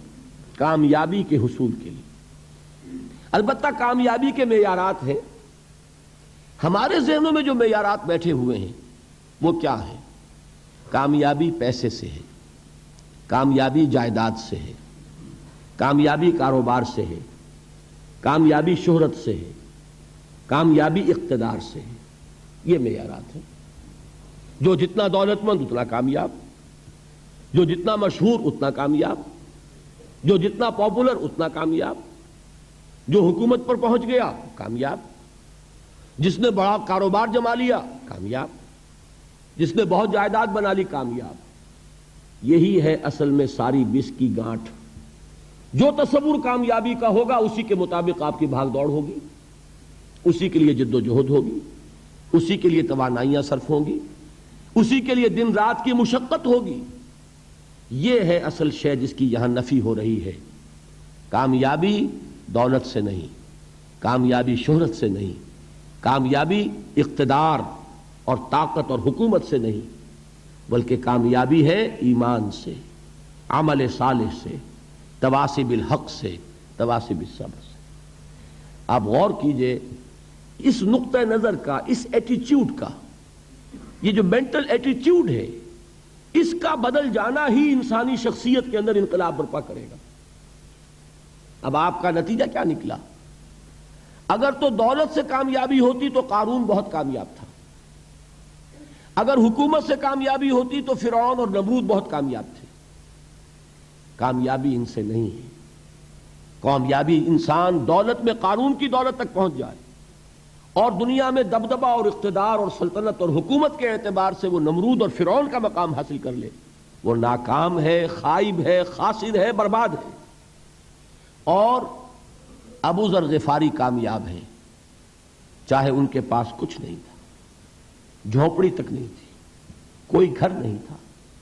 حضور نے فرمایا ہے اللہ کے کچھ بندے ایسے ہوتے ہیں جو کسی محفل میں جانا چاہیں تو انہیں اجازت نہ ملے، جو کہیں اگر رشتہ کرنا چاہیں کوئی ان سے رشتہ کرنے کو تیار نہ ہو، کہیں کوئی سفارش کرنا چاہے تو ان کی کوئی بات ہی نہ سنے۔ لیکن اللہ کے ہاں ان کا وہ مقام ہے کہ اگر بھولے سے بھی کسی بات پر قسم کھا بیٹھتے ہیں تو اللہ ان کی قسم کی لاج رکھتا ہے۔ یہ ہے فرق، یہ جان لیجئے اچھی طرح۔ اس بات کا مان لینا آسان، اس پر سبحان اللہ کہنا آسان، لیکن اس کے مطابق آپ کے اپنے ذہن کا بدل جانا بہت مشکل، اس لیے کہ ہم متاثر ہوتے ہیں اپنے ماحول سے۔ کوئی بڑا محل ہے، دیکھ کر ایک دفعہ جھرجھری آتی ہے، کوئی بڑی سی 20 فٹ لمبی کار سناٹے کے ساتھ آپ کے پاس سے گزر گئی، ایک دفعہ اعصاب کے اندر ارتعاش ہوتا ہے، محسوس ہوتا ہے بڑے یہ نصیبے والے لوگ ہیں، بڑے خوش نصیب، بڑے کامیاب، حالانکہ کچھ معلوم نہیں کہ یہی سب سے بڑی بد نصیبی ہو سکتا ہے کہ یہی سب سے بڑی ناکامی ہو۔ اگر ذہنوں میں یہ بات بیٹھ جائے کامیابی کس شے سے، یہی وجہ دیکھیے قرآن مجید میں بارہا آپ دیکھیں اولئک هم المفلحون، یہ ہے لوگ کامیاب ہونے والے۔ آج یہ آپ نے نماز میں وہ آیات سنی، یا ایھا الذین آمنوا ارکعوا واسجدوا واعبدوا ربکم وافعلوا الخیر لعلکم تفلحون۔ اے ایمان والو، رکوع کرو، سجدہ کرو، اپنے رب کی پرستش اور بندگی کرو اور اچھے کام کرو تاکہ تم کامیاب ہو جاؤ۔ تو کامیابی کن چیزوں سے ہے، یہ ہے سب سے بڑا سبق۔ یہ ہمارے دل میں اگر بات بیٹھ جائے، ٹھک جائے، تو زندگی بدل جائے گی. صبح و شام بدل جائیں گے، نقشے بدل جائیں گے، بھاگ دوڑ کا رنگ بدل جائے گا، ویلیو سٹرکچر بدل جائے گا. آج وہ ایک چیز نہایت اہم نظر آ رہی ہے، کل نہایت غیر اہم نظر آئے گی. جیسے کہ حضور کی حدیث ہے، مالی ولی دنیا، مجھے تمہاری اس دنیا سے کیا سروکار. انما مثلی کراکب استظل تحت شجرۃ ثم راح فترکھا، میری مثال تو اس سوار کی سی ہے جو تھوڑی دیر کے لیے ایک درخت کے سائے میں ٹھہرتا ہے سستانے کے لیے، پھر وہ اپنا راستہ لیتا ہے. اسے اس درخت سے کوئی مستقل تعلق اس کا نہیں ہے، وہ اس کا گھر نہیں، وہ اس کی منزل نہیں. اسی طرح یہ دنیا میرا گھر نہیں ہے. اب دیکھیے ہم کہتے ہیں انا للہ و انا الیہ راجعون، ہم تو مسافر ہیں، ہم اللہ کے پاس سے آئے، اللہ کی طرف ہمیں لوٹ جانا ہے. کن فی الدنیا کانک غریب و عابر سبیل، حضور فرماتے ہیں دنیا میں ایسے رہو جیسے کہ تم اجنبی ہو یا راہ چلتے مسافر. لیکن یہ طرز عمل کب ہوگا؟ جبکہ یہ آیت ہمارے ذہنوں کے اندر بیٹھ گئی ہو. والعصر ان الانسان لفی خسر الا الذین آمنوا وعملوا الصالحات وتواصوا بالحق وتواصوا بالصبر. یہ ہے اصل بات جو میں نے عرض کیا تھا کہ میں بتاؤں گا صحابہ کیوں ایک دوسرے کو یاد دلاتے تھے. اس لیے کہ دیکھیے جیسے برف باری اگر ہو رہی ہو، آپ باہر نکلیں گے تو برف آپ کے کپڑوں پر جم جاتی ہے نا، تو آپ جھٹکتے ہیں کپڑوں کو تاکہ برف ہٹ جائے. ہمارے ایمان پر اس دنیا میں رہتے ہوئے جب ہم متاثر ہوتے ہیں ماحول سے تو گردہ آ جاتا ہے، برف پڑ جاتی ہے، اس کو جھٹکتے رہنے کی ضرورت ہے. اور وہ جھٹکنے کی بہترین اور مؤثر ترین شکل یہی ہے کہ یاد رکھو کامیابی ان چیزوں سے نہیں ہے. چمک دمک جو ہے دنیا کی، یہ ساری چمک دمک جو تمہیں رجھا رہی ہے، جو تمہیں اپنے اندر گم کیے ہوئے ہے. یہ لفظ گم پر اقبال کا وہ شعر یاد آ گیا کہ کافر کی یہ پہچان کے آفاق میں گم ہے، اور مومن کی یہ پہچان کہ گم اس میں ہے آفاق. تم گم نہ ہو کر رہ جاؤ، اس میں مبہوت نہ ہو کر رہ جاؤ، مرعوب نہ ہو کر رہ جاؤ. دنیا ہی کی محبت تمہارے اوپر ڈیرے نہ ڈال لے، تمہارے دلوں کے اوپر مسلط نہ ہو جائے. لہذا تازہ کرتے رہا کرو والعصر ان الانسان لفی خسر الا الذین آمنوا وعملوا الصالحات وتواصوا بالحق وتواصوا بالصبر.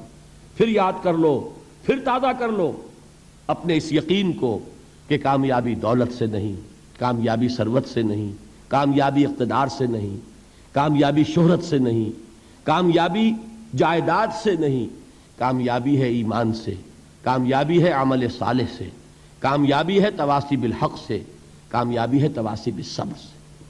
یہ چار چیزیں ہیں کہ جو کامیابی کے لوازم. پہلی بات یہ سمجھ میں آئی. دوسری بات، یہاں کامیابی کا اعلیٰ معیار نہیں بیان کیا جا رہا بلکہ اس کا کم سے کم معیار بیان کیا جا رہا ہے. میں ذرا توجہ دلاؤں گا اس بات کی طرف. سطحی طور پر ذرا ہو سکتا ہے کہ اس میں کوئی مغالطہ پیش آ جائے. تقابل کیجئے ذرا. ایک سورۃ العصر ہے، والعصر ان الانسان لفی خسر الا الذین آمنوا وعملوا الصالحات وتواصوا بالحق وتواصوا بالصبر. ایک سورۃ التین ہے، والتین والزیتون وطور سینین وہذا البلد الامین لقد خلقنا الانسان فی احسن تقویم ثم رددناہ اسفل سافلین الا الذین آمنوا وعملوا الصالحات فلہم اجر غیر ممنون. اب ان کا تقابل کیجئے.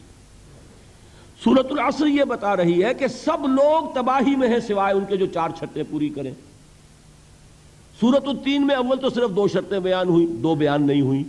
کام ہلکا ہو گیا نا، آسان ہو گیا. یہاں 4 ہیں، ایمان، عمل صالح، تواصی بالحق، تواصی بالصبر. وہاں ہے ایمان اور عمل صالح صرف. نمبر 2 یہ کہ وہاں فرمایا گیا فَلَهُمْ أَجْرٌ غَيْرُ مَمْنُونَ، ان کے لیے تو بہت بڑا اجر ہے جس کا سلسلہ کبھی منقطع نہیں ہوگا. اور یہاں کہا جا رہا ہے وہ کامیابی ناکامی سے بچ جائیں گے. مستثنیٰ ہے کس سے؟ ان الانسان لفی خسر سے. یہ بالکل ایسے ہی ہے جیسے کہ کسی کو آپ بچے کو، طالب علم کو کہیں محنت کرو، کوشش کرو، فرسٹ ڈویژن میں پاس ہو جاؤ گے، اور کسی سے آپ یہ کہیں کہ محنت کرو، کوشش کرو ورنہ فیل ہو جاؤ گے. اب ان دونوں کے درمیان جو فرق ہے وہی فرق ہے سورۃ التین میں اور سورۃ العصر میں۔ سورۃ العصر ناکامی سے استثناء کو بیان کر رہی ہے اور وہاں 4 شرطیں ہیں، اور سورۃ التین یہ اعلیٰ درجات کا بیان ہو رہا ہے اور 2 شرطیں ہیں۔ اس کو قرآن مجید کی ان اصطلاحات سے بھی اللہ کرے کہ آپ واقف ہو جائیں۔ ایک کو ہم کہیں گے کہ ایک پر انذار کا رنگ ہے اور دوسرے پر تبشیر کا رنگ ہے۔ یہ 2 الفاظ بارہا آپ نے پڑھے ہوں گے۔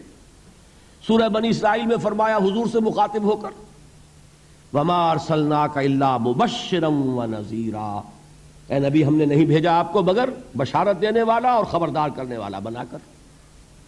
سورہ کہف میں جمع کے صیغے میں آیا وَمَا نُرْسِلُ الْمُرْسَلِينَ إِلَّا مُبَشِّرِينَ وَمُنذِرِينَ، ہم نہیں بھیجتے رہے اپنے رسولوں کو مگر مبشر اور نذیر بنا کر۔ حضور کے بارے میں فرمایا اِنَّا أَرْسَلْنَاكَ شَاهِدًا وَمُبَشِّرًا وَنَذِيرًا۔ جمع کے صیغے میں سورہ نساء میں فرمایا رسلا مبشرین ومنذرین لئلا یکون للناس علی اللہ حجۃ بعد الرسل وکان اللہ عزیزا حکیما۔ ایک ہے ابشار بشارت دینا، ایک ہے انذار خبردار کرنا، اور آپ کو معلوم ہے کہ کسی بھی تربیت کے اندر ان دونوں چیزوں کی ضرورت ہے۔ کبھی ایسا ہوتا ہے کہ ڈانٹ ڈپٹ کی ضرورت پیش آتی ہے، دھمکی کی ضرورت پیش آتی ہے، باز آ جاؤ، اپنے رویے کو درست کرو ورنہ پکڑ ہوگی، سزا ملے گی۔ کبھی آپ شاباش دیتے ہیں، ہمت کرو، گھبراؤ نہیں، تمہارے اندر صلاحیت ہے، مایوس نہ ہو، ہمت تمہاری کیوں جواب دے رہی ہے، تم بڑے ذہین ہو، محنت کرو، بڑے اعلیٰ درجات ملیں گے۔ قرآن مجید میں یہ دونوں رنگ ہیں جو اختیار کیے گئے، ایک تبشیر کا رنگ ہے، ایک انذار کا رنگ ہے۔ سورۃ العصر میں انذار کا رنگ ہے، خبردار، تمام انسان ہلاکت اور بربادی کا نوالا بننے والے ہیں سوائے ان کے جو 4 شرطیں پوری کریں، الا الذین آمنوا وعملوا الصالحات وتواصوا بالحق وتواصوا بالصبر۔ تو معلوم یہ ہوا کہ یہ کامیابی کے جو منیمم پری ریکویزٹس ہیں، مجھ سے کہا گیا کہ انگریزی کے الفاظ کا فوراً ترجمہ کر دیا کرو، اور میں کر دیتا ہوں۔ اصل میں مغالطہ آپ کو یہ ہوتا ہے میں ترجمہ کہہ کے نہیں کرتا، لیکن اس کے بعد میں فوراً اردو کا مترادف جو ہے وہ لے آتا ہوں، لیکن میں یہ اس لیے استعمال کرتا ہوں انگریزی اصطلاحات، جیسا کہ میں نے عرض کیا تھا کہ میرے اصل مخاطب ہیں جدید تعلیم یافتہ لوگ، اور جدید تعلیم یافتہ لوگوں کے کمیونیکیشن جو ہے، ابلاغ، وہ ان انگریزی اصطلاحات کے ذریعے سے زیادہ بہتر اور صحیح تر ہوتا ہے، ورنہ وہ بات سمجھیں گے نہیں۔ اسی لفظ ابلاغ کو وہ نہیں سمجھیں گے اور کمیونیکیشن کو سمجھ لیں گے۔ یہ ہے اصل میں ساری مصیبت کے جو اس وقت ہمارے سامنے ہے، اس لیے یہ الفاظ ہم استعمال کرتے ہیں۔ تو میں یہ کیا عرض کر رہا تھا کہ در حقیقت ان الانسان لفی خسر الا الذین آمنوا وعملوا الصالحات وتواصوا بالحق وتواصوا بالصبر، یہ منیمم پری ریکویزٹس ہیں، کم سے کم لوازم ہیں نجات کے، ان سے کم تر پر نجات کا کوئی سوال نہیں۔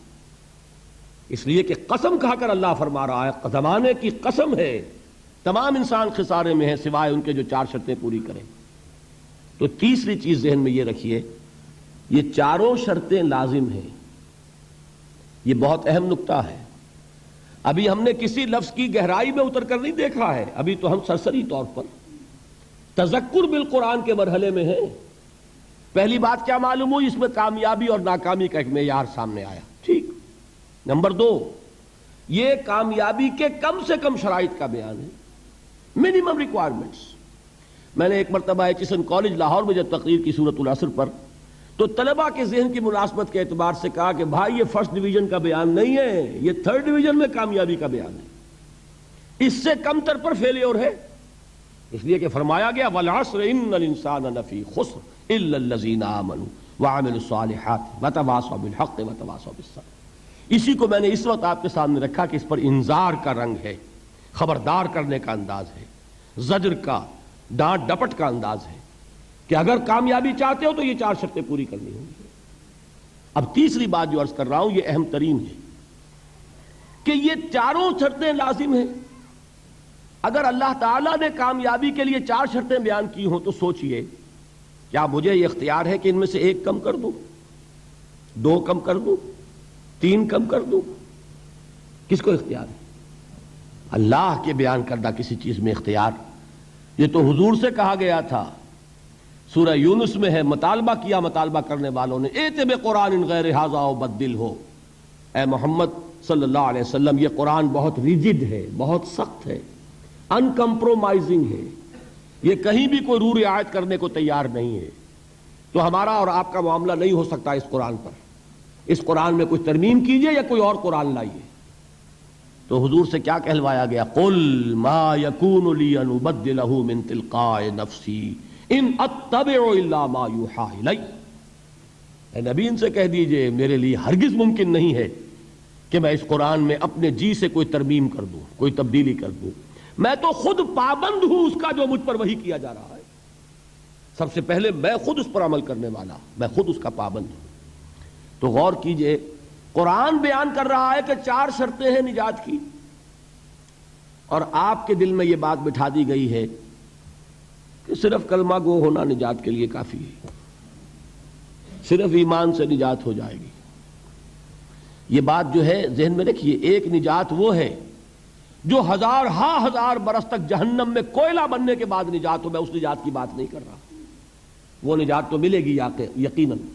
جس شخص کے دل میں رائی کے دانے کے برابر بھی ایمان ہوگا، وہ اپنے اعمال کی، اپنے کرتوتوں کی سزا بھگت کر بالآخر جنت کے اندر داخل کیا جائے گا، جہنم سے نکالا جائے گا، اور نکالا جائے گا تو اس وقت حال کیا ہوگا؟ جیسے جلا ہوا کوئلہ، اس کے سوا کچھ نہیں۔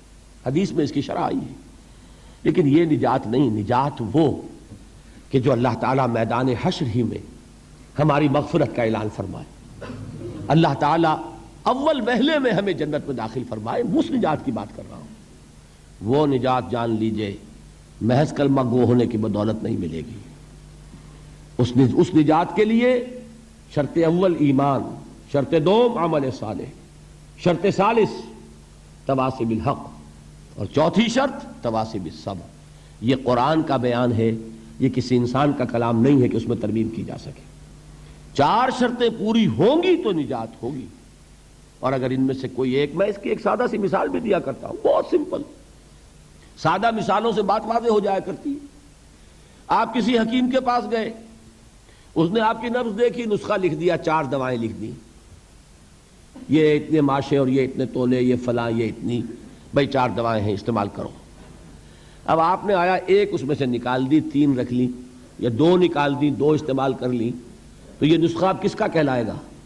یہ اس حکیم کا نسخہ نہیں ہے، یہ آپ کا اپنا نسخہ ہے۔ ہو سکتا ہے یہ نسخہ شفا نہ رہے، نسخہ ہلاکت بن جائے، اس لیے کہ آپ کو معلوم ہے، ہر شخص جو نسخہ لکھتا ہے وہ جانتا ہے، آپ کسی مرض میں ایک دوا دیتے ہیں جو بڑی تیز ہے، مضر ہے، ضروری بھی ہے دینی، ساتھ ہی اس کے لیے مصلح دیتے ہیں، کریکٹیو دیتے ہیں، جو اس کے تیز اثر کو ختم کر دے، اس کا جو مضرت بخش پہلو ہے اس کا ازالہ کر دے۔ اب فرض کیجئے آپ نے وہ تیز دوا تو خوب استعمال کی، اور اس کا جو وہ کریکٹیو تھا، اس کا جو مصحح تھا، اس کو آپ نے ساقط کر دیا، تو وہ نسخہ شفا ہوگا کہ نسخہ ہلاکت؟ نسخہ ہلاکت۔ تو جان لیجئے یہ 4 اجزاء پر مشتمل نسخہ نجات ہے جو اللہ تعالیٰ نے ہمیں عطا فرمایا۔ والعصر ان الانسان لفی خسر الا الذین آمنوا وعملوا الصالحات وتواصوا بالحق وتواصوا بالصبر۔ یہ 4 شرطیں لازم ہیں، ان میں سے کسی کے اندر کوئی کمی بیشی کرنے کا اختیار ہمیں حاصل نہیں۔ دیکھیے یہی وجہ ہے، وہ جو کتابچہ ہے میرا شائع شدہ سورۃ العصر پر، اس میں میں نے امام رازی کا ایک جملہ نقل کیا، میں حیران ہو گیا، ان کی عظمت مجھ پر منکشف ہوئی جب میں نے سورۃ العصر کی تفسیر میں ان کے یہ الفاظ دیکھے۔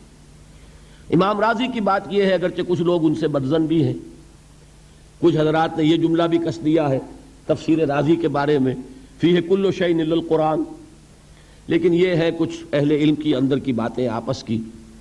امام رازی کا اصول یہ ہے کہ وہ عبارت کو سامنے رکھ کر جو اس سے نتیجہ نکلتا ہے خالص آبجیکٹیولی، معروضی طور پر وہ برآمد کرتے ہیں اور اس ٹیکسٹ کو فالو کرتے ہیں۔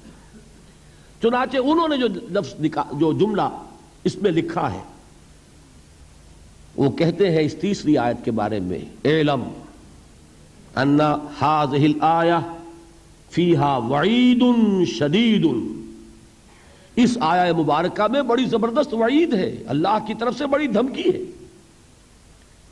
کیوں؟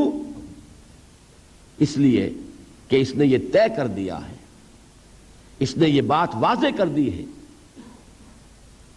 لأنها حكم بالخسار على جميع الناس إلا من كان آتيا بهذه الأشياء الأربعة وهي الإيمان والعمل الصالح والتواصي بالحق والتواصي بالصبر ودل ذلك أن النجاة معلقة بمجموع هذه الأشياء. اس آیت میں تو اللہ نے فیصلہ کر دیا ہے پوری نوع انسانی کی ہلاکت اور بربادی کا، سوائے ان کے جو 4 شرطیں پوری کریں: ایمان، عمل صالح، تواصی بالحق، تواصی بالصبر. اور اس سے قطعی طور پر یہ بات ثابت ہو گئی کہ نجات کا دار و مدار ان چاروں کے مجموعے پر ہے. وَدَلَّ ذَلِكَ أَنَّ النَّجَاةَ مُعَلَّقَةٌ بِمَجْمُوعِ هَذِهِ الْأَشْيَاءِ. یہ بہت واضح اور صحیح ہے چیز کہ جو اخذ کی ہے امام رازی نے رحمت اللہ علیہ. اب ذرا غور کیجئے، یہ جو بات اللہ نے فرمائی اس پر تاکید کیا کی ہے؟ والعصر، زمانے کی قسم. ویسے تو اللہ تعالیٰ بغیر قسم کھائے بھی جو بات فرمائے مستند ہے ان کا فرمایا ہوا، کسی شک و شبے کی گنجائش نہیں. لیکن جہاں اللہ تعالیٰ کسی بات پر چاہتا ہے زور دینا، کسی بات پر چاہتا ہے کہ تمہیں پختہ یقین ہو جائے، وہاں وہ قسم کھا کر کہتا ہے والعصر ان الانسان لفی خسر الا الذین آمنوا وعملوا الصالحات وتواصوا بالحق وتواصوا بالصبر. 4 باتیں میں نے عرض کی تھیں ابتدائی تمہیدی، 4 ہی باتیں ہیں تذکر بالقرآن کے درجے میں. اس سورہ مبارکہ کو بحیثیت مجموعی اپنے ذہن کے سامنے رکھ کر نتیجے نکالنا، اس میں کامیابی کا ایک معیار ہے، کامیابی کے کم سے کم لوازم کا بیان ہے، اس میں جو 4 چیزیں بیان ہوئی ہیں وہ لازمی ہیں، اور نمبر 4 یہ کہ یہ نہایت مؤکد کلام ہے جس پر کہ اللہ نے قسم کھائی. اب آئیے تدبر بالقرآن کے درجے میں اب ایک ایک لفظ کو لیجئے، اس کی گہرائیوں میں اتریے. 2 آیتوں پر انشاءاللہ تعالی ہم آج غور کریں گے، اور یہ جو بقیہ آیت ہے اس پر تو 4 دن باقی جو ہیں. ایمان کی حقیقت کیا ہے، عمل صالح کسے کہتے ہیں، تواصی بالحق کیا ہے، تواصی بالصبر، اس پر تو جیسا کہ آپ کو معلوم ہے ایک ایک دن ہمیں ایک ایک موضوع پر گفتگو کرنی ہے. آج پہلی بات سمجھیے والعصر. ابھی تک دیکھیے میں نے اس کا ایک ہی ترجمہ کیا، زمانہ کی قسم ہے. اب ذرا گہرائی میں سمجھیے کہ یہ زمانے کی قسم کیوں کھائی. سب سے پہلے یہ جانیے قرآن مجید میں اللہ نے قسمیں کیوں کھائی، اور قسم کھانے سے مراد کیا ہے. ہم جب قسم کھاتے ہیں، یہ مغالطہ ہو گیا ہے بعض حضرات کو، اور اسی وجہ سے وہ بہت دور دراز بحثوں میں الجھ گئے. ہم جب قسم کھاتے ہیں تو کسی عظیم ہستی کی قسم کھاتے ہیں، ورنہ ہماری قسم میں کوئی معنی نہیں ہوں گے. گلاس کی قسم ہے تو کیا مطلب ہوگا اس کا؟ اس میز کی قسم ہے، کوئی معنی نہیں اس کی. اللہ کی قسم ہے جب یہ ہم کہتے ہیں تو قسم کے اصل مفہوم کیا ہے؟ گواہی، شہادت. جب میں قسم کھاتا ہوں، میں اللہ کی قسم کھا کر کہہ رہا ہوں کہ یہ بات درست ہے، تو میں نے اللہ کو گواہ بنایا کہ جو کچھ میں کہہ رہا ہوں وہ صحیح ہے.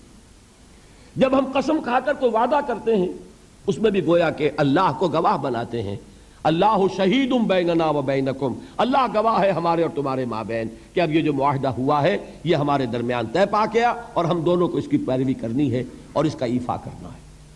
تو قسم کا اصل مفاد ہے گواہی، شہادت.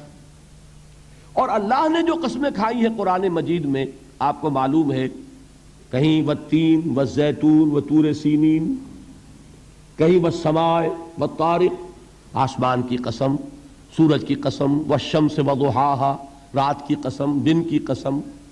اللہ تعالیٰ نے مخلوقات کی قسم کھائی، جبکہ ہم قسم کھاتے ہیں کسی عظیم ہستی کی، اس لیے کہ ہماری قسم بے معنی ہے جب تک کہ کسی عظیم ہستی کا ذکر نہ آئے. لیکن اللہ تعالیٰ کی قسم میں کسی شے کی عظمت کا کوئی دخل نہیں، اس لیے کہ یہاں قسم کھانے والا خود عظیم ترین ہے، اس سے عظیم تر تو کوئی شے نہیں. لہذا یہاں قرآن مجید میں جو قسمیں کھائی گئیں ان میں کسی شے کی عظمت کا معاملہ نہیں ہے، بلکہ مجرد شہادت اور گواہی. لہذا با محاورہ ترجمہ کیا ہوگا؟ زمانہ گواہ ہے. والعصر، زمانہ گواہ ہے. اچھا اب آئیے لفظ عصر پر. عصر کے معنی اب تک میں نے ترجمہ کیا زمانہ، لیکن زمانے کے لیے عربی میں کتنے الفاظ ہیں؟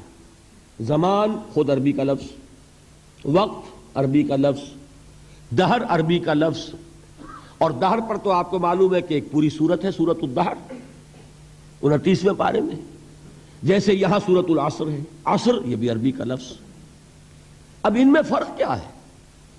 دیکھیے دہر اور عصر ان دونوں الفاظ کو سمجھ لیجئے، اور یہ جو جدید جنہوں نے کچھ فزکس کا کوئی مطالعہ کیا ہے یا کچھ معلومات رکھتے ہیں، وہ در حقیقت ان الفاظ کی گہرائی کو سمجھ سکیں گے۔ آپ حضرات کے علم میں ہوگا یہ، اور جن کے علم میں نہیں ہے وہ اس وقت اس کو ذہن نشین کر لیں کہ آئنسٹائن ایک بہت بڑا فزسسٹ، ماہر فزکس، اس وقت دنیا کا عظیم ترین سائنسدان وہ مانا گیا اس صدی کا۔ آئنسٹائن نے ایک نظریہ پیش کیا جس کی روح سے یہ جو سپیس کا ہمارا کانسیپٹ ہے کہ یہ 3 ڈائمینشنل سپیس ہے، 3 ابعاد ہوتی ہیں، کوئی شے ہے اس کا طول ہوگا، عرض ہوگا، اور گہرائی ہوگی یا اونچائی ہوگی، یہ 3 ڈائمینشنز ہیں۔ یہ کمرہ ہے، ہال ہے، اس کی لمبائی ہے، چوڑائی ہے، اور اس کی اونچائی ہے۔ کوئی شے بھی ہوگی اس میں یہ 3 آپ کو اس کے ابعاد ملیں گے۔ اب ابعاد کا لفظ آپ نہیں سمجھیں گے، ڈائمینشن سمجھ جائیں گے، لیکن جو انگریزی نہیں جانتے ان کے لیے ابعاد کا لفظ بول رہا ہوں، اعراض کہہ لیں، ابعاد کہہ لیں، لیکن یہ ثقیل لفظ ہے، dimensions, 3 dimensional concept of space. لیکن آئنسٹائن نے جو بات بیان کی وہ یہ ہے کہ time is the 4th dimension of space. یہ جو ہمارا تصور ہے وہ تو ہے 3 ابعاد کا، حقیقت میں اسپیس جو ہے 4 ڈائمینشنل ہے، اور ٹائم جو ہے وقت وہ در حقیقت 4تھی ڈائمینشن ہے اسپیس کی۔ اسی لیے زمان و مکان کا لفظ جب ہم بولتے ہیں ایک اصطلاح کے طور پر، زمان و مکان، ٹائم اینڈ اسپیس، اس کا جو مرکب ہے اس مرکب میں اگر آپ کل کو لیں گے اور اس کا پھیلاؤ آپ اپنے سامنے رکھیں گے تو اس کے لیے لفظ دہر آئے گا، اور جب اس کے لیے وقت کا تصور صرف رکھیں گے، وہ وقت جو گزرتا ہے جس میں مرور ہے، جس میں ماضی، حال اور مستقبل کی تقسیم ہے، تو وہ وقت جو ہے سیریل ٹائم جسے کہا جاتا ہے انگریزی میں، زمان جاری یہ عربی میں کہیں گے، یہ ہے عصر، گزرنے والا زمانہ، وہ زمانہ جو اس وقت حال ہے۔ ایک لمحہ ہے حال، اگلے لمحے وہ ماضی ہو گیا، اور اس سے پہلے لمحے وہ مستقبل تھا۔ ہر لمحہ جو ہے وہ گزر رہا ہے کہ میں اپنی تسبیح روز و شب کا شمار کرتا ہوں دانا دانا، یہ زمانہ جو ہے گزرتا ہے ماضی، حال اور مستقبل میں، اس کو کہتے ہیں عصر۔ اسی لیے اب اس کا ترجمہ کیا ہوگا؟ تیزی سے گزرنے والا زمانہ گواہ ہے، یہ زمانہ گزر رہا ہے، یہ تمہیں اپنی غفلت میں ٹھہرا ہوا نظر آ رہا ہے، ہوشیار ہو جاؤ، یہ زمانہ تیزی سے گزر رہا ہے۔ دل کی ہر دھڑکن کے ساتھ تم اپنی قبر سے قریب تر ہوتے چلے جا رہے ہو، یہ چونکانے کا انداز ہے، یہ زمانہ جو تیزی سے گزر رہا ہے۔ یہ دیکھیے ایک شعر بچپن میں ہم نے پڑھا تھا، اس وقت اس کی کیفیت آپ پر طاری ہوگی۔ غافل تجھے گھڑیال یہ دیتا ہے منادی، گردوں نے گھڑی عمر کی ایک اور گھٹا دی۔ Every minute which is passing, it is bringing you nearer to your grave۔ ہم نے اپنے میٹرک کے زمانے میں ایک انگریزی کی نظم پڑھی تھی، سام آف لائف، اس میں ایک سٹینزا میں آپ کو پڑھ کر سنا رہا ہوں۔ Art is long and time is fleeting, and our hearts though stout and brave, still like muffled drums are beating funeral marches to the grave۔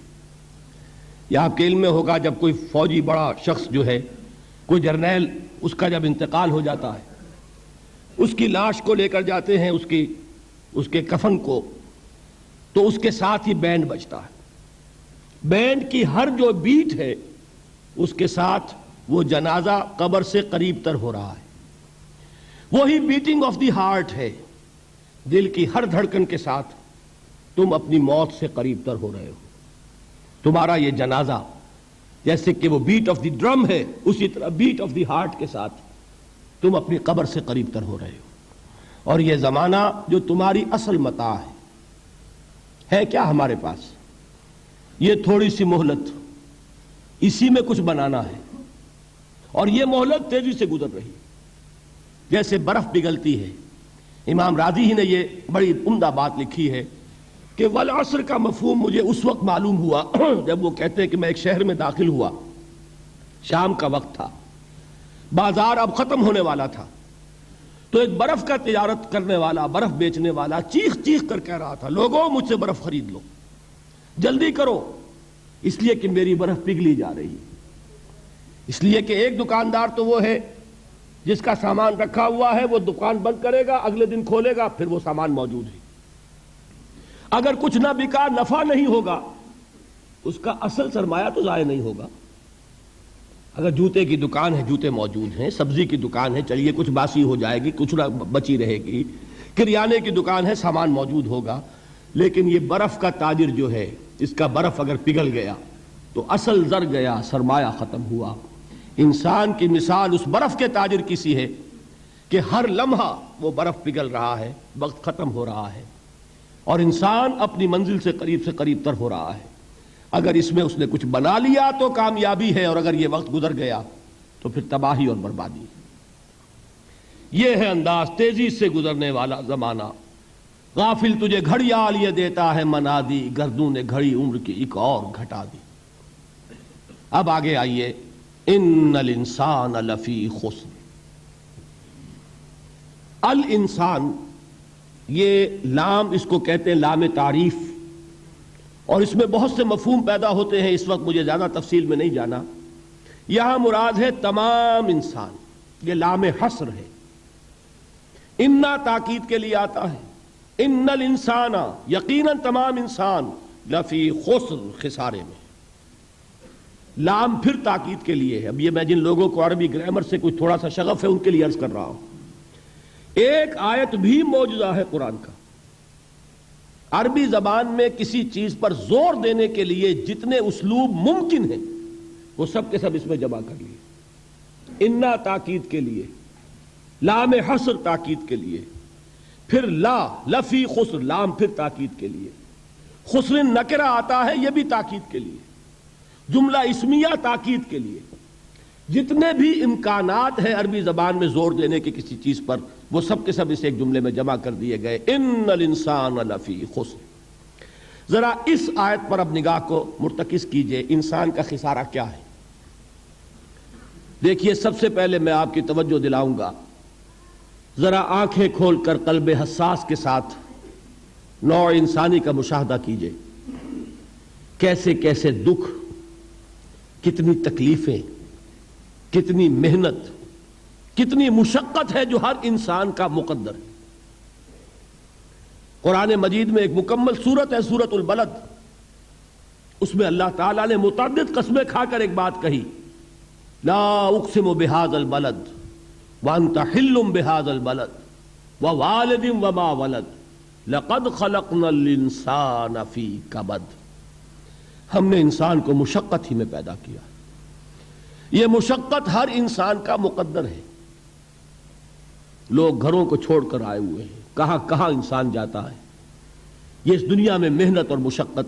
ہاں ایک مغالطہ ہو جاتا ہے کہ شاید یہ محلوں میں رہنے والے جو ہیں انہیں کوئی مشقت نہیں، انہیں کوئی دکھ نہیں. حالانکہ حقیقت یہ نہیں ہے.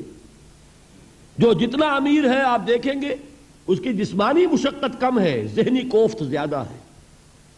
ٹرینکولائزرز کی انہیں ضرورت پڑتی ہے، انہیں سیڈیٹیوز چاہیے. خواب آور دوائیں مزدور کو نہیں کبھی ضرورت پڑے گی. وہ 8 گھنٹے کی محنت کرنے کے بعد احساس ہوتا ہے کہ وہ صبح ہی کی خبر لے گا. اور یہ وہ لوگ ہیں کہ جن کو ہپنوٹکس، خواب آور دوائیاں، سیڈیٹیوز، مسکن ادویات، یہ سارا لیبلیم اور یہ ویلیم اور یہ فلاں اور یہ فلاں، یہ کن کے ہاں جاتے ہیں؟ ذہنی سکون اور اطمینان انسان کو حاصل نہیں. کسی کی جسمانی مشقت ہے، کسی کی ذہنی مشقت ہے. میں آپ کو یاد دلانا چاہتا ہوں مہاتما گوتم بدھ کا معاملہ.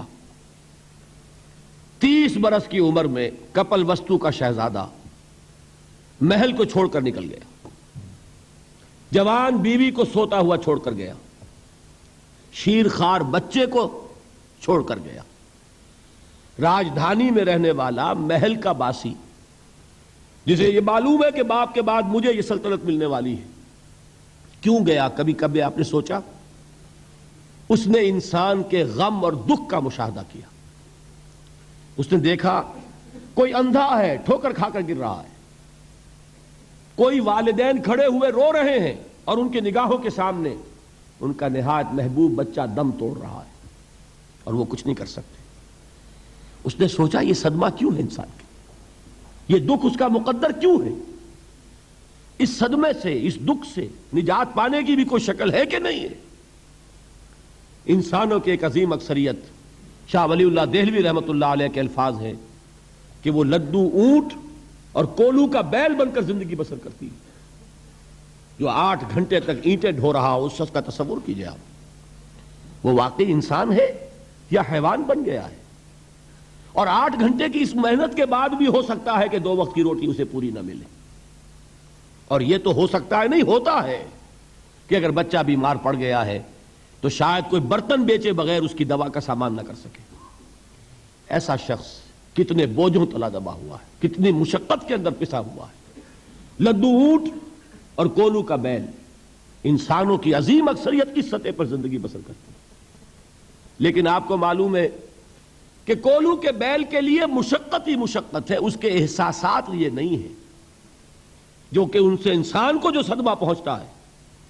ایک بیل کو اس سے کوئی غرض نہیں کہ اس کا کوئی بچہ بھی تھا کہ نہیں تھا، اور اس کو کوئی بخار ہوا ہے یا کیا ہوا ہے. اس صدمے سے وہ بیل بچا ہوا ہے. گھوڑے کو کوئی پتہ نہیں کہ میرا بھی کوئی اولاد میری ہے یا نہیں ہے، اور مجھے اس کا کوئی صدمہ ہے یا دکھ ہے، کوئی پتہ نہیں.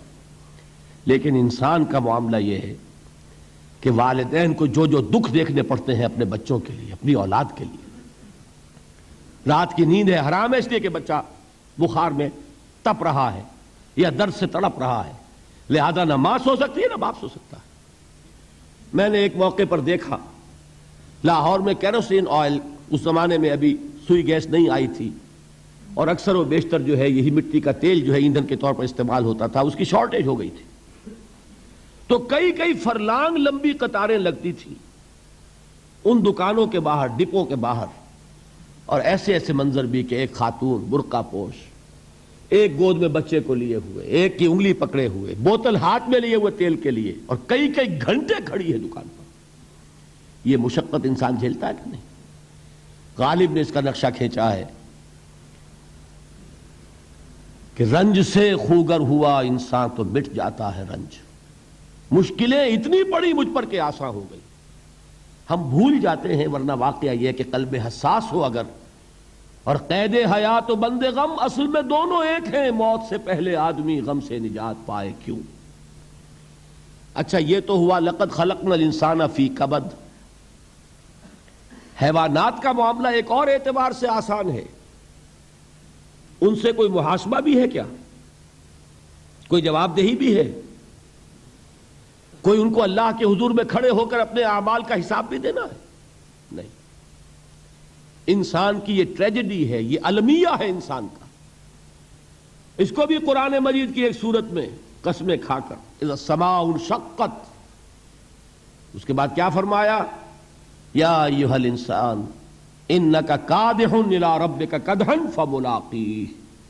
اے انسان، تیرا المیہ، تیری ٹریجڈی اس سے کہیں بڑھ کر ہے. تجھے صدمے پر صدمے جھیلتے ہوئے، مشقت پر مشقت برداشت کرتے ہوئے ایک روز اپنے رب کے حضور میں بھی کھڑا ہونا ہے، جواب دہی بھی کرنی ہے. اس دن کے حساب سے، اس دن کے احساس سے جو بڑے بڑے ہماری امت کے عظیم جو گلے سرسبد ہیں، ان کا یہ حال آپ نے پڑھا ہوگا. حضرت ابوبکر صدیق رضی اللہ تعالیٰ عنہ وہ ایک عجیب کیف کے عالم میں فرمایا کرتے تھے، کاش میں درختوں پر چہچہاتی ہوئی چڑیا ہوتا جس سے حساب کتاب نہیں ہوگا. کاش کہ میں گھاس کا تنکا ہوتا جو آج ہے اور کل آگ میں جلا دیا جاتا ہے، ختم ہو جاتا ہے، اس سے محاسبہ کوئی نہیں ہے. وہ جس کے احساس سے کہ حضرت عمر جو ہیں اپنے انتقال کے وقت سخت بے چین تھے. ان کے بیٹے حضرت عبداللہ ابن عمر رضی اللہ تعالی عنہما نے ان کا سر جو ہے وہ اپنے زانوں پر رکھ لیا تو کہا نیچے ڈال دو. ایک عجیب بے کلی اور بے چینی. انہوں نے کہا ابا جان آپ کیوں پریشان ہیں؟ آپ تو عشرہ مبشرہ میں سے ہیں، آپ کو تو اللہ تعالیٰ نے جنت کی بشارت حضور کے ذریعے سے اس دنیا میں دی.